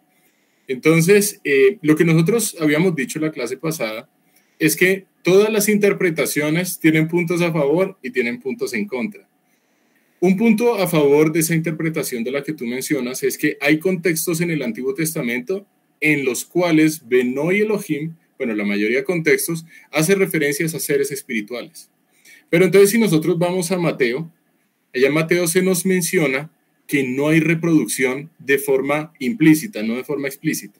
porque el contexto en el cual los saduceos le pusieron una prueba al Señor Jesús era respecto a de quién va a ser esposa una mujer que se haya casado con 7 hombres. Y entonces lo que él está diciendo es que en la resurrección no se casarán ni se darán en casamiento, sino que serán como los ángeles de Dios en el cielo. Y como en las Escrituras el matrimonio es el momento y es el lugar, por decirlo así, apropiado para llevar a cabo la reproducción, sí se da a entender de forma implícita que los ángeles no se reproducen. Entonces viene el punto a favor y viene el punto en contra. Viene la otra interpretación. Los hijos de Dios son la descendencia de Set. Entonces esa descendencia de Set o esa generación de Set es una generación tal que en ellos se hace mención de asuntos relacionados con Dios, mientras que en la generación de Caín no. En la generación de Caín se habla solamente de logros humanos, pero en la generación de Set sí se habla que ellos empezaron a invocar el nombre de Jehová. En el caso de Enoc, que se lo llevó Dios. En el caso de Lamec, hizo una expresión de carácter cristológico pensando que de pronto Noé iba a ser aquel que les iba a traer alivio frente a ese trabajo tan duro a causa de la tierra que Dios maldijo. Entonces, lo que tú mencionas acerca de las posibles mezclas angelicales corresponde a una de las interpretaciones. Y claro, o sea, yo no estoy ni desacreditando ni diciendo que sí ni no, sino que es una posibilidad en medio de las interpretaciones. ¿Qué es lo que yo quiero llamar la atención frente a esto? Si ustedes, por ejemplo, se encuentran con una persona también creyente que tenga una postura distinta en asuntos secundarios, lo más chévere, les aseguro, lo más chévere es dialogar con la persona. Y cuando uno dialoga con la persona y uno llega a puntos en común o decir, no, mira, no estoy de acuerdo con esto, sí estoy de acuerdo con esto, se lleva un diálogo muy respetuoso y un diálogo de unión, que es lo que no ocurre muchas veces en medio de la iglesia. Llega una persona y dice, por ejemplo, don de profecía. Que el don de profecía está vigente hoy en día. Llega otra persona y dice que el don de profecía no está vigente hoy en día. Entonces, postura cesacionista, postura continuista. Y la verdad es triste ver que por esos asuntos que son de carácter secundario, lo primario es lo relacionado con Dios. Hayan iglesias que se dividan. Que, por ejemplo, lo que yo había mencionado antes, ¿cómo es posible que hubo unas personas que en la historia se agarraron, y en serio se agarraron, por la discusión de si tenía o no Adán ombligo? Y yo pregunto, si tenía ombligo, ¿eso qué le quita al evangelio? Y si no lo tenía, ¿qué le quita? Lo importante es lo relacionado con Dios. Ya los asuntos secundarios sí se pueden estudiar, pero si hay diferencias, en esas diferencias debemos gozarnos en la diversidad de interpretaciones, siempre y cuando no violenten el asunto fundamental. Porque si llega alguien y dice, no, mira, es que Cristo no resucitó de forma literal, lo siento, pero aquí sí nos tenemos que sentar en un buen debate. ¿Alguien levantó la mano? Sí, ahí sí nos damos trompadas. Sí, exacto. O sea, bueno, Adán no tenía ombligo, hermano. Adán no tenía ni Eva. Pero ven una pregunta más seria. Sí. ¿Qué es lo que tú has investigado o encontrado sobre el origen de los gigantes? Porque se habla de unos gigantes. Sí, se habla. Esos gigantes no salieron de la mezcla humano con humano. Y precisamente esos gigantes que eran malos, porque sí la Biblia habla de que eran violentos, eran paladines y traían mucha violencia y derramamiento de sangre sobre la tierra, también murieron en el diluvio. Ajá. Entonces ¿qué pasa? Tú sobre el origen de ellos. Listo, hermano. Resulta, yo la clase pasada hice la mención la clase pasada que el tema de los gigantes no lo vamos a estudiar, porque ese tema lo tenemos que dejar de lado, ya que tendríamos que hacer, yo creería que unas 2 sesiones aparte de lo que está programado en el cronológico para estudiar, pero con el enfoque correcto, con el enfoque teocéntrico, cuál es ese tema de los gigantes. Porque, a ver, si eso Juan, pasó en ese tiempo... Perdón una cosita, Juan. Sí. Es que hay evidencia histórica y arqueológica que los gigantes existieron. Sí, es cierto. Eso es real, ¿no? Sí, claro. No, o sea, lo que tú dices, sí, claro, hay evidencia. Incluso hace unos años hubo una sentencia de la Corte, creo que constitucional en Estados Unidos, respecto al Instituto del Smithsonian. Eso yo lo vi en una entrevista que pasaron por NTN 24, creo que fue. Y lo que ocurría es que sí se han dado hallazgos de huesos de un tamaño gigante. O sea, el punto es, sí se ha encontrado una evidencia, pero vamos a preguntarnos cómo es que nosotros vamos a interpretar esa evidencia. Por eso es que digo, el tema de los gigantes es un tema que nosotros no vemos en este estudio porque nos tenemos que, digamos, meter en otros temas adicionales. Como por ejemplo, si hubo gigantes en ese entonces y fueron exterminados, ¿cómo es posible que después aparecen los hijos de Anac en la tierra de Canaán? ¿Cómo es posible que aparece Og y Sehón? Y Og dice ahí que era uno de los reyes amorreos, era gigante. Entonces, ¿de dónde vinieron esa segunda generación de gigantes? Y podemos seguirnos preguntando más cosas. Entonces, por eso te digo, Juan, es súper interesante el tema, no lo niego y sí, es chévere, pero entonces por cuestión de tiempo no alcanzamos a estudiarlo. ¿Listo? Entonces, hay unas referencias, que te puedo pasar. ¿Cómo? Gracias, Juan, pero sería bueno si de pronto están de acuerdo todos que después del curso hagamos un par de secciones más porque chéverísimo aprender eso, estudiarlo. Sí, podemos hacer otras secciones adicionales, bueno, sesiones adicionales respecto a otros temas. Este puede ser uno con enfoque cristológico, claro está. Y podemos, digamos, abordar algo de escatología, pero bueno, eso ya sería esperar a ver cuando llegue. Nosotros estamos estimando terminar hacia finales de agosto, ¿listo? Entonces, vamos a ver, dependiendo también de la disponibilidad de todas las personas. Bueno, ¿por qué según este versículo el diluvio es universal? Ya expusimos las razones, no es de carácter local. Génesis 6:18. Entonces, ¿quién se quiere ofrecer para leer? ¿Alguien? ¿Alguien dice yo? Yo. Listo, dale. Dice, mas estableceré mi pacto contigo y entrarás en el arca tú, tus hijos, tu mujer y las mujeres de tus hijos contigo. Listo, gracias, Andrea. La primera es, a ver, se nos menciona o Dios nos comparte. No nos comparte, es que no me gusta eso. Dios nos revela, más bien, es el término correcto. En el texto anterior, que Él va a destruir la tierra. Ok. ¿Qué tiene que ver la destrucción de la tierra con el pacto que ahora Dios establece con Noé? Como dicen en la costa, ¿qué tiene que ver la chicha con la limonada? Es como cuando Dios le preguntó a Adán, ¿dónde estás? Y no, pues que por ahí me escondí, oí tu voz en el huerto y tuve miedo. Él no está respondiendo a la pregunta. Entonces, ¿qué tenía que ver la respuesta de Adán con la pregunta de Dios? Bueno, ya eso lo vimos. En este caso, es Dios también quien está hablando. ¿Qué tiene que ver el pacto? Vamos a ver qué es pacto, con aquello que se había mencionado antes. O sea, es como, sí, destrucción y ahora me hablas de pacto. ¿Cómo así?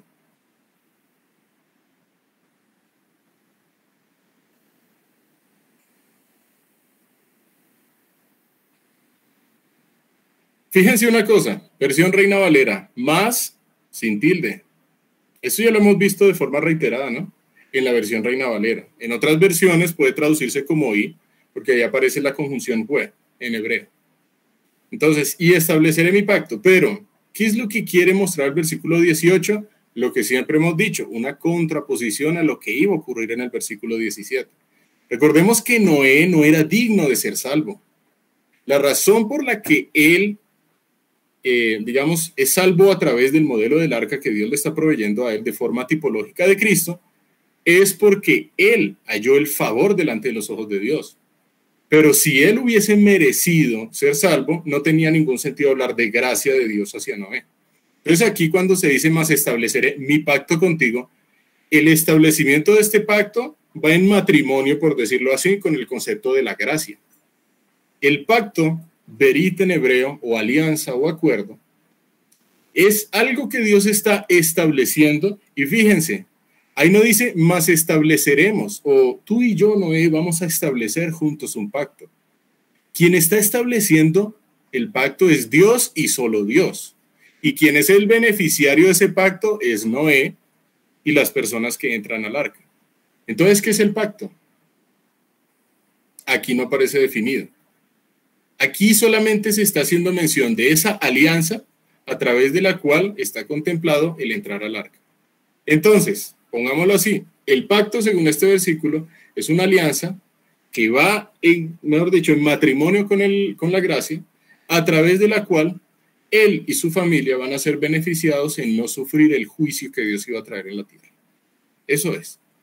Entonces a esto se le suele llamar el pacto noético en teología, de Noé, noético. Más adelante vamos a ver, por ejemplo, el pacto abrahámico, después el pacto mosaico, y cuando estemos en el Nuevo Testamento ya hablaremos del nuevo pacto. Ese pacto es precioso. ¿Significa que Dios está cambiando a lo largo del tiempo? No, porque todos los pactos tienen relación entre sí, no son cosas por allá disyuntas, no son agua y aceite. Todos los pactos tienen relación en el cumplimiento del propósito de Dios. Listo. ¿Con base en qué cosa Noé y su familia no perecerían? Dice, en el pacto que Dios está estableciendo. Fíjense que ahí tampoco dice, estableceré nuestro pacto. El pacto es de Dios y solo Dios. Estableceré mi pacto, mi pacto. ¿En quién se origina el pacto? En Dios. ¿Y fue por iniciativa humana? Tampoco. Quien lo está haciendo es Dios de su pura misericordia, de su pura gracia. No lo está haciendo el ser humano. Señor, necesito un pacto. Eso nunca se lo pide el ser humano. Entonces no fue una iniciativa humana. Esto es iniciativa de Dios. ¿Qué tiene que ver esto con el tema de la gracia?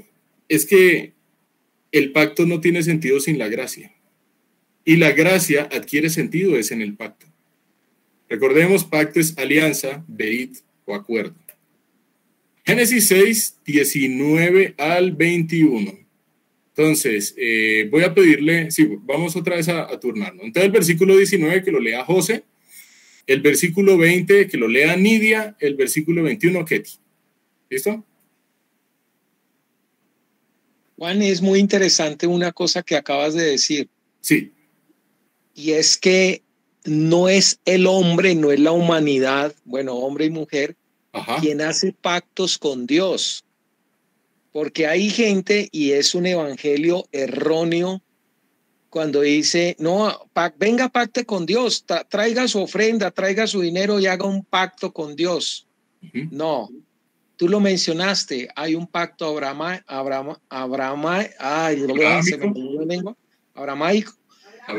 sí. Está el mosaico, está el noético, y es Dios el que hace el pacto mesiánico después.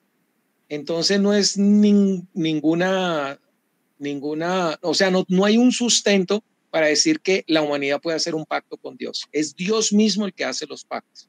Sí, exacto. O sea, nosotros podemos en un contexto entender un pacto en el sentido de un acuerdo o un propósito que una persona se fija en su corazón. Y en ese sentido, si se interpreta de esa manera, no estaría mal. Pero si se interpreta de la manera que tú lo dices, estamos de acuerdo. Porque el pacto es quien lo está estableciendo es Dios. Y con base en ese pacto es que Él es salvo. Es que en este caso no es salvo. Más adelante vamos a estudiar, por ejemplo, el pacto de la circuncisión que está contemplado en el pacto abrahámico. Entonces sí, es muy cierto lo que tú dices. El pacto lo establece Dios y solo Dios. Y que nosotros somos beneficiarios, eso es otra cosa. Pero eso procede de Dios. Entonces sí es como importante distinguir eso que tú dices. Gracias, Juan. Versículo 19. ¿Quién? José, ¿no? Sí, José. Sí, José, señor. versículo 19. Dale, José. Génesis 6, 19. Sí. Y de todo lo que vive, de toda carne, 2 de cada especie meterás en el arca, para que tengan vida contigo. Macho y hembra serán. Gracias, José. Versículo 20, Nidia. De las aves según su especie, y de las bestias según su especie, de todo reptil de la tierra según su especie, 2 de cada especie entrarán contigo para que tengan vida. 21, ¿qué tipo? Y toma contigo de todo alimento que se come y almacénalo y servirá de sustento para ti y para ellos. Listo, gracias, Ketty. Fíjense algo curioso. ¿Qué debía hacer Noé en el versículo 19? De 2 de cada especie va a meter en el arca. Listo, hasta ahí vamos bien. Pero el 20 dice, 2 de cada especie entrarán contigo. ¿Entonces, al fin qué? ¿Hay que meterlos en el arca o van a entrar con él? Ahí hay un contraste interesante, ¿no? De todo lo que vive, 2 de cada especie meterás en el arca. Macho y hembra serán. Y el 20, 2 de cada especie entrarán contigo. A ver, ¿los meto o entran? ¿Cómo así? ¿Qué piensan?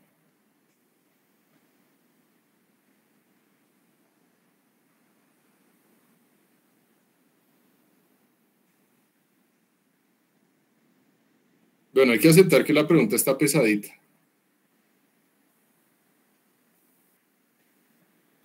¿Qué consideran?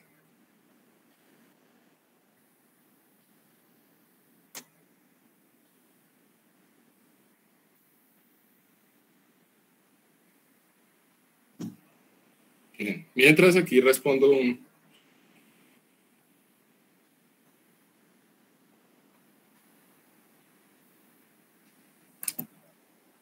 ¿Alguien quiere participar? Bueno, entonces queda de tarea. Listo, sigamos. ¿Cuál es la finalidad de las especies, de que las especies estén en el arca? ¿Cuál es? El final del versículo 20, para que tengan vida. ¿Listo? Si no se da esto, ay, qué pena con ustedes si respondo.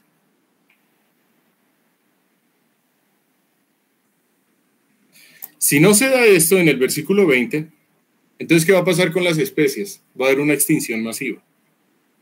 ¿Y por qué Dios quiere garantizar que no haya una extinción masiva? ¿Por qué? Si hay una extinción masiva, hay algo que el ser humano no va a poder hacer. ¿Qué cosa es? ¿Qué cosa?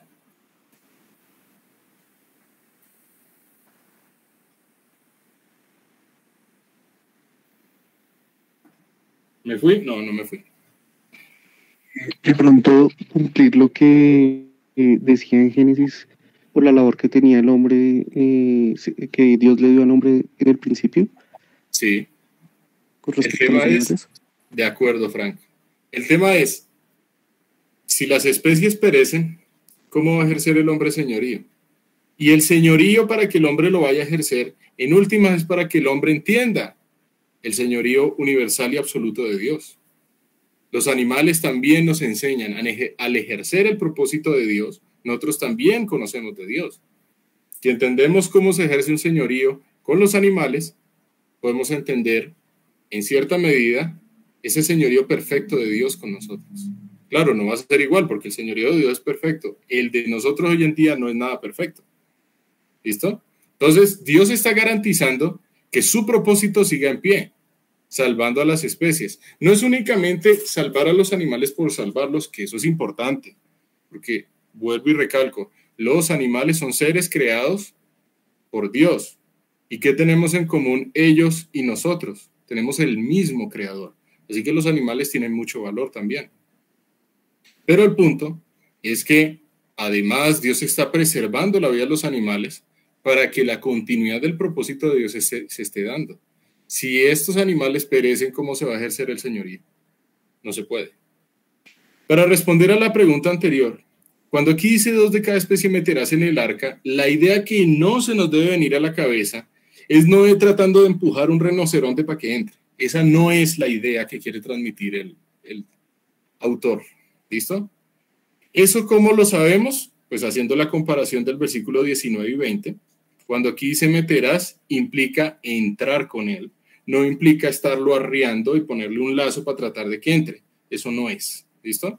Sino el simple hecho de que Dios está llevando las especies por parejas. Eso lo podemos corroborar con Génesis 7, 9. Versículo 21. ¿Cómo se sigue viendo el señorío de Noé allá en el arca? Toma contigo de todo alimento que se come y almacénalo y servirá de sustento para ti y para ellos. El responsable de administrar ese alimento para los animales que iban a entrar era nada más y nada menos que Noé. Así que el propósito de Dios sigue en pie. ¿Alguien levantó la mano? Juan, qué Sí, dale, interesante Juan. Eso, qué interesante lo que acabas de mencionar. Sí. Y yo no sé si lo vas a tratar en el siguiente capítulo, porque a diferencia de lo que decía ahí este capítulo, en el 7 habla ya no de dos parejas, de una pareja, perdón, sino de 7 parejas, y hace una diferencia entre los animales limpios y los animales impuros. Para allá vamos, para allá vamos. Ah, bueno. Sí. Y también otra cosa, y es que dices, toman contigo de todo alimento que se come, almacénalo y servirá de sustento para ti, para su familia y para ellos. Y es que hay una teoría errónea también de que no, es que los animales entraron en hibernación y se quedaron foqueados todo ese tiempo. Sí. Y no, los animales estaban vivos, pero ellos comieron algo.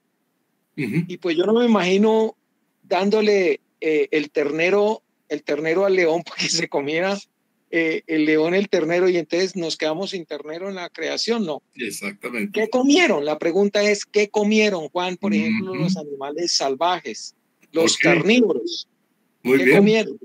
Muy bien, Juan. Resulta que nosotros habíamos visto en Génesis capítulo 1 que el alimento que Dios le dio a todos los animales en ese entonces fue hierba verde. A partir de la hierba verde, todos, incluyendo los insectos, se iban a alimentar. Claro, el insecto no iba a masticar una hoja, pero sí se puede alimentar de la savia. Entonces, el punto es que lo que muestra la escritura es que para este entonces todavía no estaba instituida la cadena alimenticia. Por eso es que no iba a haber problema si él almacenaba tanto comida para los animales como para ellos, que era comida en definitiva en una dieta vegetariana. Eso era. Porque la cadena alimenticia, vamos a ver, aparece después del diluvio, no antes. Entonces, en este momento, león y corderito, chévere, no iba a haber ningún problema. Y lo que tú dices, aquí se muestra que no hubo un estado de hibernación. Pero entonces, vamos a esta pregunta. Todavía no hemos aclarado la pregunta de, no hemos respondido a esta pregunta de ¿cuánto tiempo fue que ellos duraron en el arca? Eso lo vamos a responder más tarde. Pero fue un tiempo mayor a 40 días. Cojan ustedes una manzana y déjenla 40 días en la mesa de su casa a ver cómo se les va a poner después de 40 días. Eso es suponiendo que el diluvio duró 40 días, que definitiva no fue así. Fue mucho más de 40 días. Entonces el punto es este. El hecho de que este alimento dentro del arca no pereciese está mostrando la intervención sobrenatural de Dios en estos fenómenos. Porque si nosotros nos quedamos con las explicaciones naturales, vamos a llevar el pierde. Por ejemplo, cuando estudiemos más adelante, el paso del pueblo de Israel por el mar de las cañas, así es como aparece en hebreo, el Yam Suf, no aparece mar rojo, sino mar de las cañas, pero bueno, ellos pasaron por un mar, y un mar profundo, ¿no? Dice ahí que cuando ellos pasaron, el piso estaba seco. Eso es algo que no puede darse de forma natural de acuerdo a las leyes descubiertas hasta ahora de la mecánica de fluidos. Es decir, intentar buscar una explicación natural a todos los hechos bíblicos es una tarea que no tiene ningún sentido, porque nosotros hemos visto que Dios es todopoderoso y Él puede incluso darle manejo a las leyes para que su propósito se cumpla. Ah, no, es que naturalmente alguien no puede resucitar, pero es que Dios trasciende cualquier ley física. Entonces ese es el punto al que quiero ir. Porque es que a veces ustedes pueden consultar, no sé, documentales National Geographic y aparece, no, es que quien entró allá, no es el relato bíblico. Lo que pasa es que, claro, si se hubiera metido ese alimento, entonces perecería. Entonces cuando ella habla de esto y empiezan a alegorizar, no es así. Simplemente hay que aceptar el hecho de que Dios obró de manera sobrenatural en este proceso del diluvio. Bien, sigamos. Génesis 6:22. Y lo hizo así Noé, hizo conforme a todo lo que Dios le mandó. ¿Cuál es la razón detrás de la obediencia de Noé? ¿Cuál fue la razón detrás de la obediencia de Abel? ¿Cuál fue la conclusión a la que llegamos? ¿Abel, hombre justo? Sí, pero ¿por qué? Él era profeta, ¿no? Eso lo leímos y lo dijo el Señor Jesús. ¿Cuál fue la razón detrás de la obediencia de Abel? Porque Abel también era otro pecador, igual que Caín. Me refiero igual no en el sentido que cometiera los mismos pecados, pero sí estaban en el mismo estado. Entonces, ¿por qué Noé obedece a Dios? ¿Porque él es bueno? Por fe. Muy bien. La fe. Y lo que había dicho Juan en aquella clase. La diferencia, mejor dicho, el elemento que diferenciaba a Caín de Abel fue este asunto llamado fe. ¿Fe en qué? ¿Cuál es el depósito de esa fe? ¿Cuál es la razón de esa fe? Génesis 3:15, el Mesías, el Cristo que viene. Entonces, aquí Noé se está mostrando que es una persona que era heraldo del Evangelio, de acuerdo al término griego, una persona que predicaba el Evangelio y que tenía su fe puesta en el Mesías. El Mesías viene y va a arreglar este tema. Yo soy un pecador, Señor, y lo reconozco delante tuyo. Así que me pongo de acuerdo contigo, cambio mi mente y quiero obedecerte. La obediencia es el resultado de la fe, no es la causa de la fe. Porque si fuera la causa de la fe, la gente sería salva por obras. Y la Escritura dice que desde el principio nadie es salvo por obras. Nosotros somos salvos por gracia por medio de la fe. La fe es el conducto a través del cual la gracia o el favor de Dios se hace manifiesto en nosotros. ¿Listo? Génesis 7, versículos 1 y 2. Entonces voy a pedirle a Juan que lea el versículo 1 y a Frank que lea el versículo 2. Dijo luego Dios a Noé: entra tú y toda tu casa en el arca, porque a ti he visto justo delante de mí en esta generación. Gracias, Juan. Versículo 2. Dice, de todo animal limpio tomarás 7 parejas, macho y su hembra, mas de los animales que no son limpios, una pareja, el macho y su hembra. Vamos al punto entonces, gracias Frank, vamos al punto que ahorita mencionó Juan, pero entonces primero tenemos que estudiar el versículo 1. ¿Cuál es el motivo por el que Dios le dice a Noé que entre al arca? Ahí dice, ahí aparece porque está dándose la razón. ¿Cuál es el motivo? Porque lo vio justo delante de él en medio de esa generación. Ok, esa es la razón fundamental. Ahí no dice, porque tú te portaste bien desde que naciste delante de mis ojos. Eso no es lo que está diciendo. Aquí dice, a ti te he visto justo. Ese asunto de justo, ¿a qué nos lleva a pensar?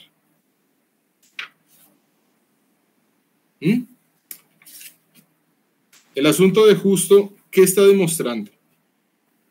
Recordemos que justo es tzadik en hebreo, que significa recto. A ti te he visto recto. O sea que Noé nunca pecó. ¿Eso es lo que está diciendo el texto? Recordemos que él se pegó una borrachera después del diluvio, ¿no? Y eso debe ser un ejemplo para nosotros como creyentes, que el que cree estar fuerte, mire que no caiga. Debemos siempre estar alertas. Siempre, siempre. Cualquiera puede caer.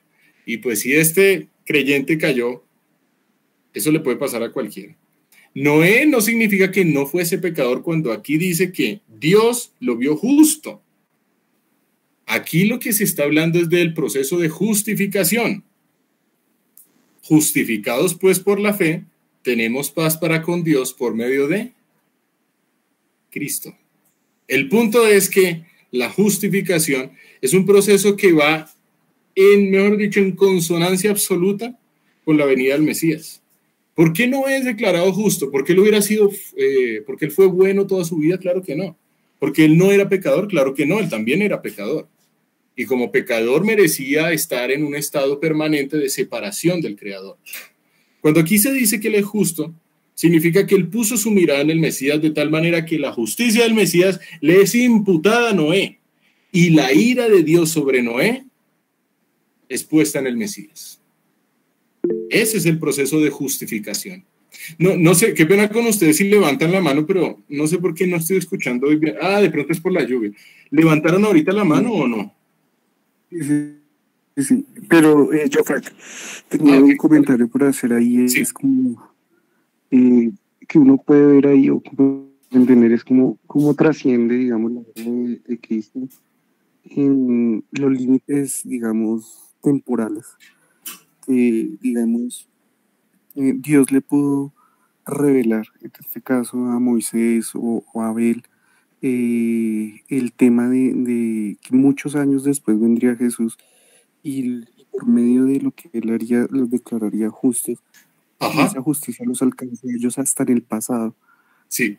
Viéndolo, o sea, el poder, cómo trasciende, de pronto no cabe, digamos, en nuestra mente ese viaje al pasado de la gracia de Dios por su obra hecha en el futuro. Es algo interesante. Sí, interesante lo que tú dices, Frank. Esta obra del Mesías es atemporal en el sentido de que alguien antes de su venida que haya puesto su fe en él es alguien que podía ser declarado justo simplemente por la fe en aquel que iba a venir. Y como muestra de ello, ¿qué tenía que hacer en aquel entonces? Sacrificio. Pero recordemos que el único sacrificio que tiene sentido es aquel que es resultado de la fe y no resultado de una religiosidad sin sentido. Entonces, aquel sacrificio genuino que es resultado de la fe, está mostrando esa fe intensa que tiene la persona que ejecuta el sacrificio en la venida del Mesías. Entonces, ¿qué pasa con esa persona? La fe es el conducto a través del cual la gracia de Dios se manifiesta. Esta persona halla gracia delante de los ojos de Dios. Alguien levantó la mano, ahorita sí lo escuché. Juan, dale, Juan. Pudiéramos mirar en Sí. la interlineal a qué se refiere la palabra en hebreo de justo. Sí, sí, esa palabra en hebreo es tzadik, Porque que es que significa... me parece interesante qué es eso de que Dios ve en Noé delante de él ante o en comparación a todos los demás. Sí, sí, súper interesante. ¿Qué es lo que implica? ¿Alguien levantó la mano o no? No, qué pena. No, Es que... solo como algo que he venido aprendiendo sobre Ah, sí. justo, no que él no, sino que él nos declara justos, ¿no? Ajá. Nos declara justos, es algo como legal, como judicial, Ujú. más que hacernos justos, porque pues todavía, digamos, estamos en nuestro proceso de santificación, pero nos declara justos por la justicia de Cristo. Ujú. Sí, Eso, y me gusta mucho cómo lo dices, por eso es que, digamos, me gusta usar el término legal de imputar. La justicia de Cristo es imputada a la persona que es declarada justa. Y por lo tanto, esa persona que es justificada es aquella persona que tiene paz para con Dios. Y eso, pues, lo dice un texto en el Nuevo Testamento. Entonces, Juan, interesante lo que dice Claudia Gisela, sí, digamos, y aplicable al contexto actual. ajá, Jesucristo ya vino y por supuesto Dios nos declara justos por Jesucristo. sí, Pero en el contexto anterior, antes de que viniera Jesucristo, por ejemplo, Noé, sí, él es visto justo delante de él. Entonces, por eso es interesante mirarlo en la interlineal, ok, porque el contexto ahí puede diferir en algo. Pero claro. hay que tener en cuenta algo que dijiste que me parece importantísimo. Y es que a pesar de que Jesucristo no había llegado todavía en el tiempo de Noé, sí había una evidencia de que se iba a manifestar. Y esta evidencia, Noé y todos los demás la tenían puesta es en la fe. O sea, como tú dijiste ahora, la obediencia es causa de la fe. Resultado. Sí, el resultado, exacto, perdón. Es el Ok. resultado de la fe. Ujú. Y precisamente Noé, lo más seguro es que tenía fe en ese Mesías que iba a llegar y por tanto le fue tomado como justicia. Ujú. Pero sería bueno que lo miráramos en la interlineal, por favor. Vamos a hacer una cosa, Juan. ¿Por qué no vamos ahorita a la interlineal? Porque sí, es súper interesante. Y pues te digo, en cuanto a la interlineal, lo que dice ahí de justo es tzadik, que significa recto. Porque este asunto de ser declarado justo, lo quiero ahondar es con Abraham, cuando dice que le creyó a Dios y le fue contado por justicia, y lo vamos a unir con Romanos capítulo 4. Es por eso que, digamos, quiero solamente dejarlo así como un vistazo, como un abrebocas, pero lo vamos a ver de una forma mucho más integral cuando estemos con Abraham. Y por qué el hecho de que la gente es salva por gracia es algo que se aplica hoy en día y también antes de la venida de Cristo. La gracia ha sido un concepto transversal en la historia. La salvación jamás ha sido por obras, nunca ha sido por obras. Entonces, bien, no sé si... nadie levantó la mano, ¿cierto? Bueno, fue impresión mía. Listo, dice ahí, versículo 2. Bueno, ¿qué significa justo? Eso es lo que dice la interlineal, pero vamos a ahondar más de lo que tú dices, Juan. Partiendo de lo narrado en el texto, ahora vamos al versículo 2. ¿Qué es esto de animal limpio? A ver, se nos mencionaba una sola pareja de los animales, pero ahorita ya en Génesis 7 se nos especifica que de esos animales limpios tiene que haber 7 parejas, que son macho y su hembra. Más de los animales que no son limpios, una pareja, el macho y su hembra. Entonces, imagínense que nuevamente se encuentran con el Juan David del pasado. Yo me burlaba de esto, porque yo decía, ¿cómo así que un animal limpio? Es que hay animales que se bañan todos los días y otros que no se bañan todos los días. Y pues yo hablaba de mi ignorancia. ¿Qué significa esto de animal limpio y animal no limpio? Animal limpio o puro, desde el término hebreo, hace referencia a animal apto para sacrificio, mientras que animal no limpio o animal impuro es un animal que no es apto para sacrificio. Pero eso no significa que un animal impuro no se pueda tocar y no se pueda tener como mascota, porque un perro es un animal impuro. Nunca se han ofrecido perros en sacrificio, digamos, cuando estudiamos el tema del tabernáculo. Los perros no hacían parte de esos animales. Entonces no lo puedo tocar. No. Cuando se habla de impuro, hace referencia a ser apto o no para sacrificio. Y Dios escogió solamente unas especies específicas, si valga la redundancia, específicas, para que pudiesen ser ofrecidas en sacrificio. Entonces, ¿por qué 7 parejas? Pues es obvio. Si de los animales aptos para sacrificio solo hay una pareja, voy y sacrifico al macho, quedó la hembra sola, ¿y qué pasó con la especie? Se acabó la especie. En cambio, si de los animales aptos para sacrificio yo tomo uno, de tal manera que quedan 13 más, porque 7 por 2 me da 14, quedan 13, ese que yo sacrifico no va a acabar la especie, como sí pasaría con un animal no limpio. Entonces aquí lo que Dios está revelando es el hecho de que el modelo de sacrificio se mantiene. ¿Y el modelo de sacrificio a dónde me apunta? Nuevamente, a Cristo, a Cristo. Siempre el modelo de sacrificio me debe poner la mirada en Génesis 3:15, en aquel que va a venir, en el Mesías. Génesis 7:4.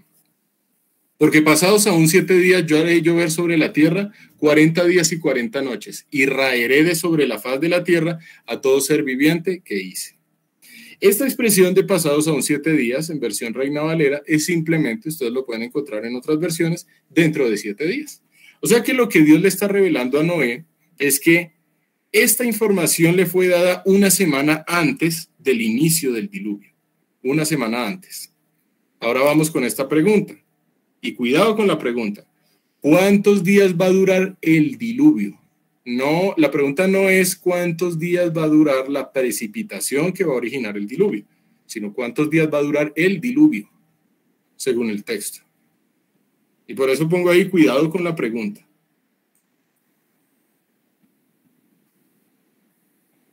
El diluvio no duró 40 días y 40 noches, eso lo vamos a especificar más adelante. Lo que aquí se está mencionando es que la lluvia duró 40 días y 40 noches. Eso es un tema aparte, pero el diluvio entendido como el cataclismo de carácter universal, el Mabul, no duró este tiempo, duró mucho más. ¿Listo? Génesis 7:6 y Génesis 7:11 y 12. Entonces, para ello, voy a pedirle a José que lea Génesis 7:6. ¿Alguien levantó la mano o no? No. Sí, Juan, es que mi esposita ya me pasó un texto. Sí. Préstame. Y voy a leerlo. Ella quiere saludarnos. Hola, Juan, ¿cómo estás? Hola, Alexandra, bienvenida. Bueno, saludos para todos. Es que yo le dije a mi esposo que yo tenía un pasaje para, pues no el pasaje en tal, no dice 100 años como tal, sí, pero un análisis que hice, vamos a ver qué dices. Ok. Mira, la pregunta del millón sería, ¿cuánto tiempo tardó Noé en construir el arca? Ajá, ¿ya? Sí. Bueno, la Biblia no dice específicamente cuánto tiempo tardó Noé en construirla, pero cuando se menciona a Noé por primera vez en Génesis 5:32, sí, él tiene 500 años. Sí. Cuando Noé entra al arca, tiene 600. Correcto. El tiempo necesario para construir el arca entonces dependerá de cuánto tiempo haya pasado entre Génesis 5:32 y el tiempo en que Dios ordenó a Noé construir el arca, que está en Génesis 6:14 al 21. Sí. Pero aunque no dice exactamente cuánto, sí, como tiempo máximo tuvo que ser 100 años. Pero no dice cuánto, pudo haberlo construido, no sé, en un año o en 99 o en los 100. O pudo haber ocurrido esto, que Dios le revelara a Noé la venida del diluvio 50 años después. Entonces, de tal manera que en el año 600 de la vida de Noé vino el diluvio, pero Dios le reveló la venida del diluvio en el año 550, no en el año 600, no en su cumpleaños 600. Entonces, es correcto. Lo que dice Alexandra es una posibilidad, en el sentido que pudieron haber pasado 100 años, fíjense que no 120. Por eso es que hay personas que afirman que las escrituras no nos permiten saber que Noé predicó 120 años. Eso no nos lo permite saber porque cuando Dios le revela a Noé la venida del diluvio, habla de sus hijos. Entonces hay que tener todo eso presente. De todos modos, en esos detalles que son muy interesantes, me gustaría, pero no alcanzamos. Bueno, esos detalles sí quedan también como tarea para que lo revisen con mucha calma, porque estamos poniendo unas posibilidades frente al texto. Estas posibilidades es importante estudiarlas, sí, porque nos ayuda a ser críticos frente a la lectura bíblica. Entonces, bienvenidos sean. Bueno, entonces, Génesis 7:6. 170 años es la respuesta, Juan. Sí. Ya hicimos las cuentas. Sí. Okay. Buen análisis. Sí. 170 años duró Noé en el arca. Ok. Ya. Vamos a ver. Génesis 7:6. Entonces, José. Días. 370 días. Bueno, vamos a ver. Están cerca. Génesis 7:6, José, porfa. Sí, señor. Génesis 7:6. Sí. Era Noé de 600 años cuando el diluvio de las aguas vino sobre la tierra. Listo, gracias, José. Y el versículo 11, entonces voy a pedirle a Andrea que lo lea. El año 600 de la vida de Noé, en el mes segundo, a los 17 días del mes, aquel día fueron rotas todas las fuentes del grande abismo y las cataratas de los cielos fueron abiertas. Y hubo lluvia sobre la tierra 40 días y 40 noches. Listo. Gracias, Andrea. Gracias, José. ¿Qué es lo que pasa? ¿En qué fecha inició el diluvio? Tengan cuidado con esto. Aquí se está mencionando 600, años 600 de la vida de Noé, mes segundo, 17 días del mes. Entonces cualquiera diría alegremente 17 de febrero y yo cumplo el 17 de febrero. Sí. No tiene nada que ver. Porque eso sería asumir que el calendario de los tiempos de Noé es el mismo de hoy en día, cosa que no es cierta en lo más mínimo. Nosotros usamos un calendario gregoriano que apareció miles de años después de estos sucesos, así que nada que ver. En segunda instancia, se nos está dando una fecha de inicio, año 600 de la vida de Noé, mes segundo, 17 días del mes. Ténganlo en mente. Ahora, además de eso, se nos describe que el diluvio vino por dos causas, no solo por una lluvia, sino también porque se rompieron todas las fuentes del grande abismo. Recordemos que abismo, Tehom, hace referencias al fondo marino. En este contexto, Tehom también puede hacer referencia a aguas de carácter subterráneo. Entonces, ¿qué fue lo que pasó? En el diluvio cayó lluvia, pero una lluvia torrencial que jamás hemos visto en nuestra vida. ¿Cuál no hay ahora? ¿Cuál no hay ahora? No existe lugar en el mundo en el que llueva de forma continua 40 días y 40 noches, ni siquiera en la selva del Chocó, que es la región del mundo donde más precipitaciones se presentan. Entonces, ¿qué pasa? Allá sí puede haber precipitaciones todos los días durante 40 días, puede ocurrir, pero no continuas. En algún momento se aplaca. Esto es una lluvia que a nosotros ni nos cae en la cabeza. Mejor, el peor aguacero del que nosotros nos acordemos no le da ni en los talones a semejante lluvia tan torrencial. Incluso ahí dice, las cataratas de los cielos fueron abiertas. Esa era una lluvia que, mejor dicho, a una persona la podía tumbar en ciertas condiciones. Era algo tenaz. Y además dice que fueron rotas las fuentes del grande abismo. Desde la tierra empezó a brotar agua hacia arriba. Sí, desde la tierra, sí, salía agua de abajo y de arriba. De arriba y abajo, entonces se formaba como una especie de sándwich en la tierra. Para que un sándwich de agua, hermano. Un sándwich total. Sí. Entonces, ¿qué es lo que pasa? Ese tipo de sándwich va a generar un flujo de tipo turbulento, no va a ser un flujo de tipo laminar. ¿A qué me refiero con laminar y turbulento? El flujo laminar se puede dar cuando ustedes ven el fluir de la miel, por ejemplo. Ustedes lo ven como a un ritmo lento, despacito. El flujo turbulento es lo que ustedes pueden observar cuando empiezan a revolver un café con leche y le echan azúcar. Si alguien toma leche y también toma azúcar, o por ejemplo un tinto y ustedes lo revuelven, ahí se forma un vórtice y eso ya es un régimen de carácter turbulento. Entonces lo que quiero resaltar con esto es que no se trataba simplemente del hecho de que las aguas subieron así de forma mansa, sino que las aguas subieron así, como una tormenta en el océano. Y eso yo creo que es hasta poquito. Sí, yo creo que eso es hasta poquito. Ahí está decente porque no se ve la lluvia torrencial ni las cataratas de los cielos. Era una vaina, pero que a nosotros no nos cabe en la cabeza. Por eso es que la arca necesita... ¿Cómo? Aterradora, Juan. el terror de la humanidad ver eso. Es más, los que estaban metidos en el arca, hermano, o sea, Dios no le hizo claraboyas ahí como para que nos aterraran, Sí. pero yo me imagino ellos escuchando allá afuera el rugido de las aguas, Sí. la caída de las aguas y lo más seguro, los gritos desesperados de todos. ¿no? Exactamente. Y sobre Faltó el todo que- los amigos que ellos tendrían, los verían, Es correcto. posiblemente Y no- sus amigos, Posiblemente. personas conocidas, y pues sería terrible eso para los que estaban en el arca. Claro, No tendrían y se imagina toda la gente, o sea, la gente posiblemente entró en razón y dijo, ah, qué bestia nosotros. Noé estaba diciendo algo, no le paramos atención, no escuchamos, no obedecimos, corramos al arca. Yo me imagino todas esas miles de manos golpeando el arca diciendo, déjenme entrar, déjenme entrar. Debió ser horrible. Horrible, horrible. Exactamente, Horrible, esa horrible, es la idea. horrible. Esa es la idea que quiere transmitir el texto y gracias por esas acotaciones, Sí. porque efectivamente esto fue terrible. Y fíjense que aquí hay una similitud de carácter tipológico con lo que va a ocurrir en el juicio final, que muchas personas Sí. querrán entrar Sí, y dirán, Señor, ábrenos, sí. pero no, ellos van a ser arrojados. Entonces el punto es este, aquí ya existe de carácter tipológico una similitud con lo que viene siendo el juicio eterno. Ay, Dios mío. Bueno, aquí estamos viendo que Dios es amor, por supuesto. Que Dios le dio la oportunidad a las personas de ingresar al Ahora. arca, claro, porque si no, no tendría sentido la predicación de Noé. Ujú. Entonces, ¿para qué predica Noé si no les da la oportunidad de entrar en el arca? No tendría ningún sentido. Les dio la oportunidad, sí, pero ellos en su obstinación dijeron, no queremos. Bueno, no queremos, esta es la consecuencia, no queremos. La implicación es de un flujo turbulento. Se pudieron haber dado unos vórtices intensos, se pudo haber dado algo inimaginable.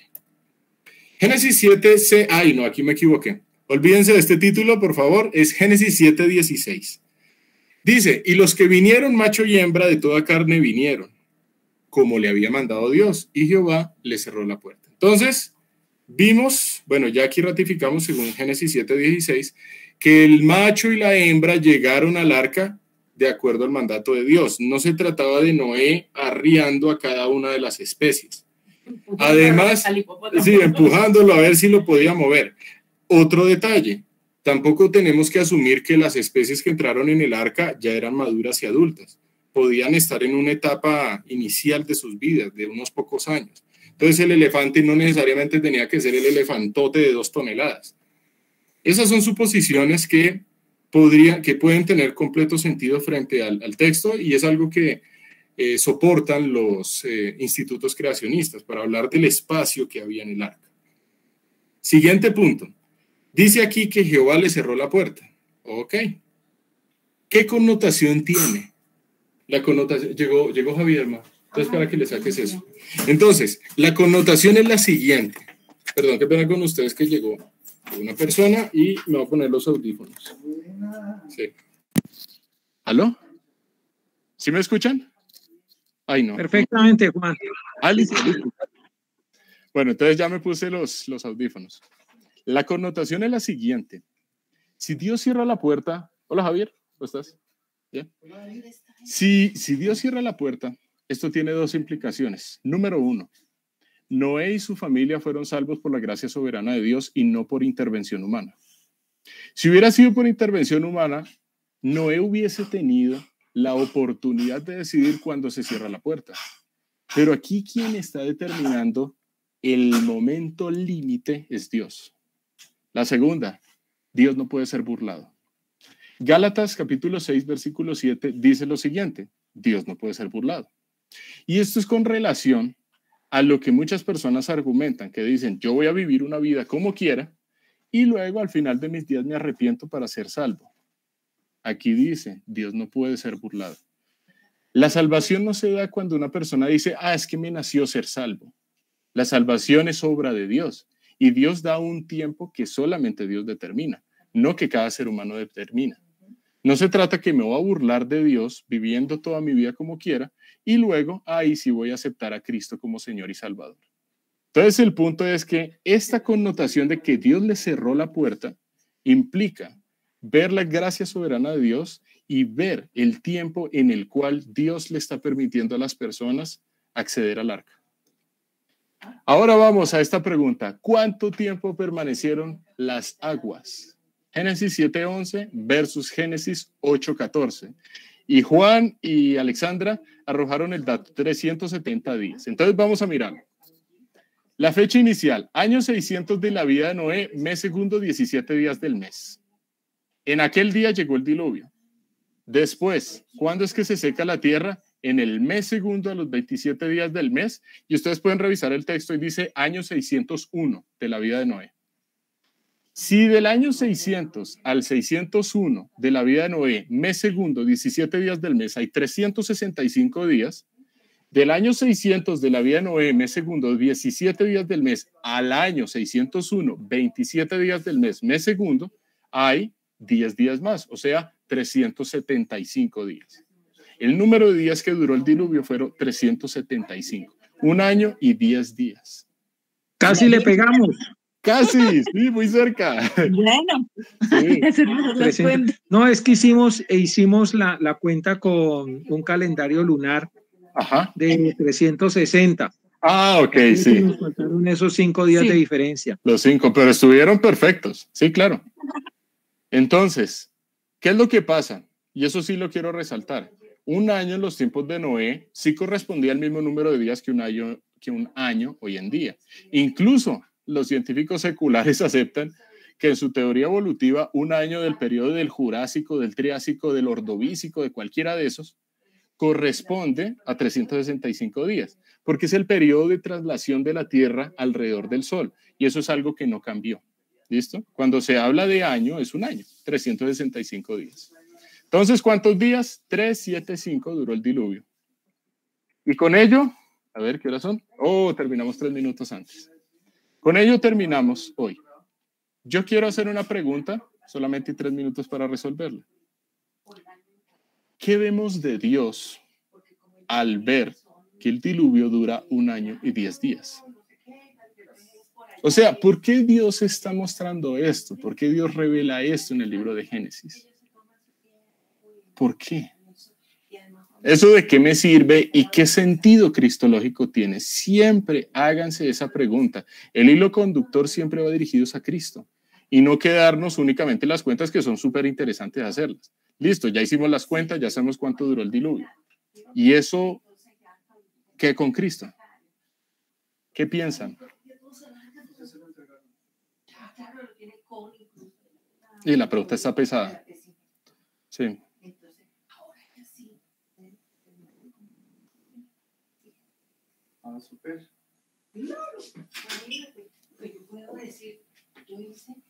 Bueno, entonces, lo dejamos de tarea.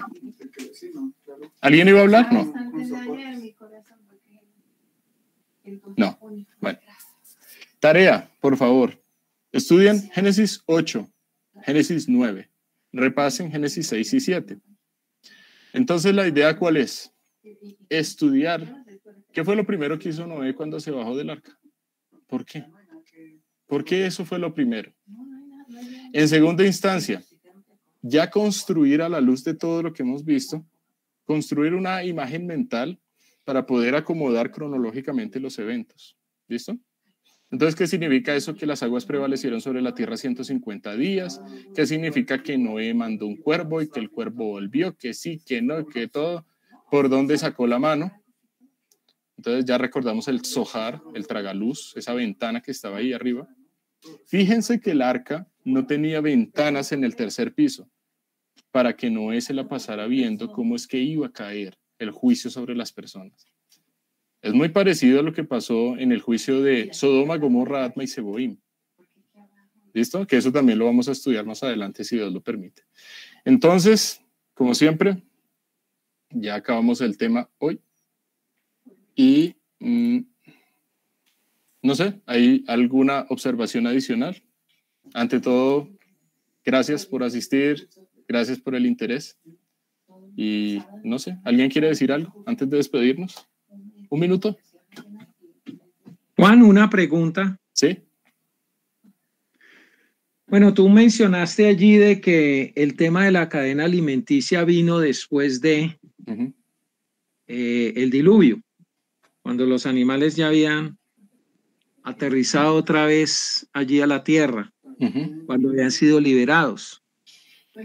Pero después de la caída de Adán y Eva, cuando la tierra se pervierte, ¿no inicia entonces también la perversión en los animales, en el tema de cadena alimenticia? O sea, ya el cordero no podía estar con el león porque se había convertido en su alimento. Pero no sé, entrando en el contexto de lo que tú habías dicho de la gracia, la misericordia, el poder de Dios, no sé, quizás en ese tiempo, porque fue bastante, imagínate tú encerrado 1 año y 5 días, 375 días, yes, con las mismas personas, o sea, eso estuvo más duro que la cuarentena, ¿verdad? Y eso lleno de animales, y yo me imagino los hijos, las nueras de Noé, bueno, ya le dio el pasto allá a la vaca. No, sí.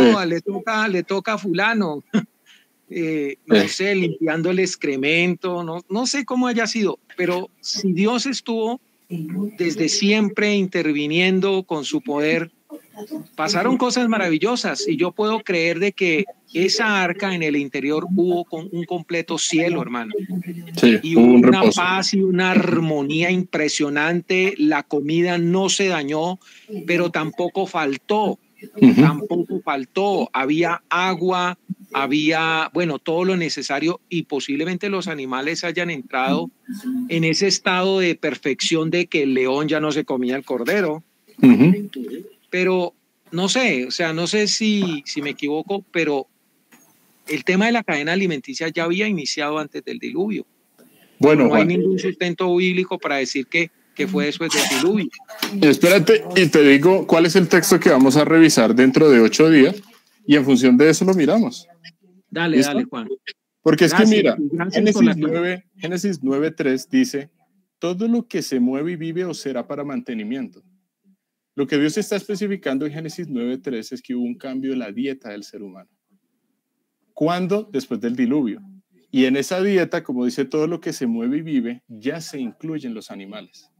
Entonces, ¿que pudo haber ocurrido una cadena alimenticia previo a que Dios instituyese la dieta de esta manera para el ser humano? Es probable, pero el punto es que no tendría consonancia el hecho de que hay una cadena alimenticia mientras que el ser humano sigue siendo vegetariano. Porque si se afecta al Señor, también se afecta a lo que gobierna. ¿Sí me hago entender? Entonces, no lo podemos decir a ciencia cierta, y es muy cierto lo que tú dices, pero el texto sí daría a entender que la posibilidad que tiene más consonancia es el hecho de que la dieta cambió radicalmente de manera postdiluviana. Es eso. Eso está en Génesis 9. Gracias. Sí, no, con gusto. Y me parece chéverísimo las observaciones de, sí, pero ¿y dónde está? Es que esa es la idea. Y por favor, eso sí se los pido, siempre tengan esta actitud cuando se acerquen a cualquier estudio, siempre, ¿dónde está en la Biblia? ¿Dónde está? O sea, ¿cómo lo sustentamos? Eso me parece chéverísimo. Entonces, bueno, pues como siempre, les mando un abrazo muy grande. Gracias por estar pendientes, gracias por el interés. Y por favor, hagan la tarea. Yo les envío, hoy no, mañana, los enlaces para aquello del estudio de las dimensiones del arca, la estabilidad y estos asuntos que están en los artículos de respuestas en Génesis. ¿Listo?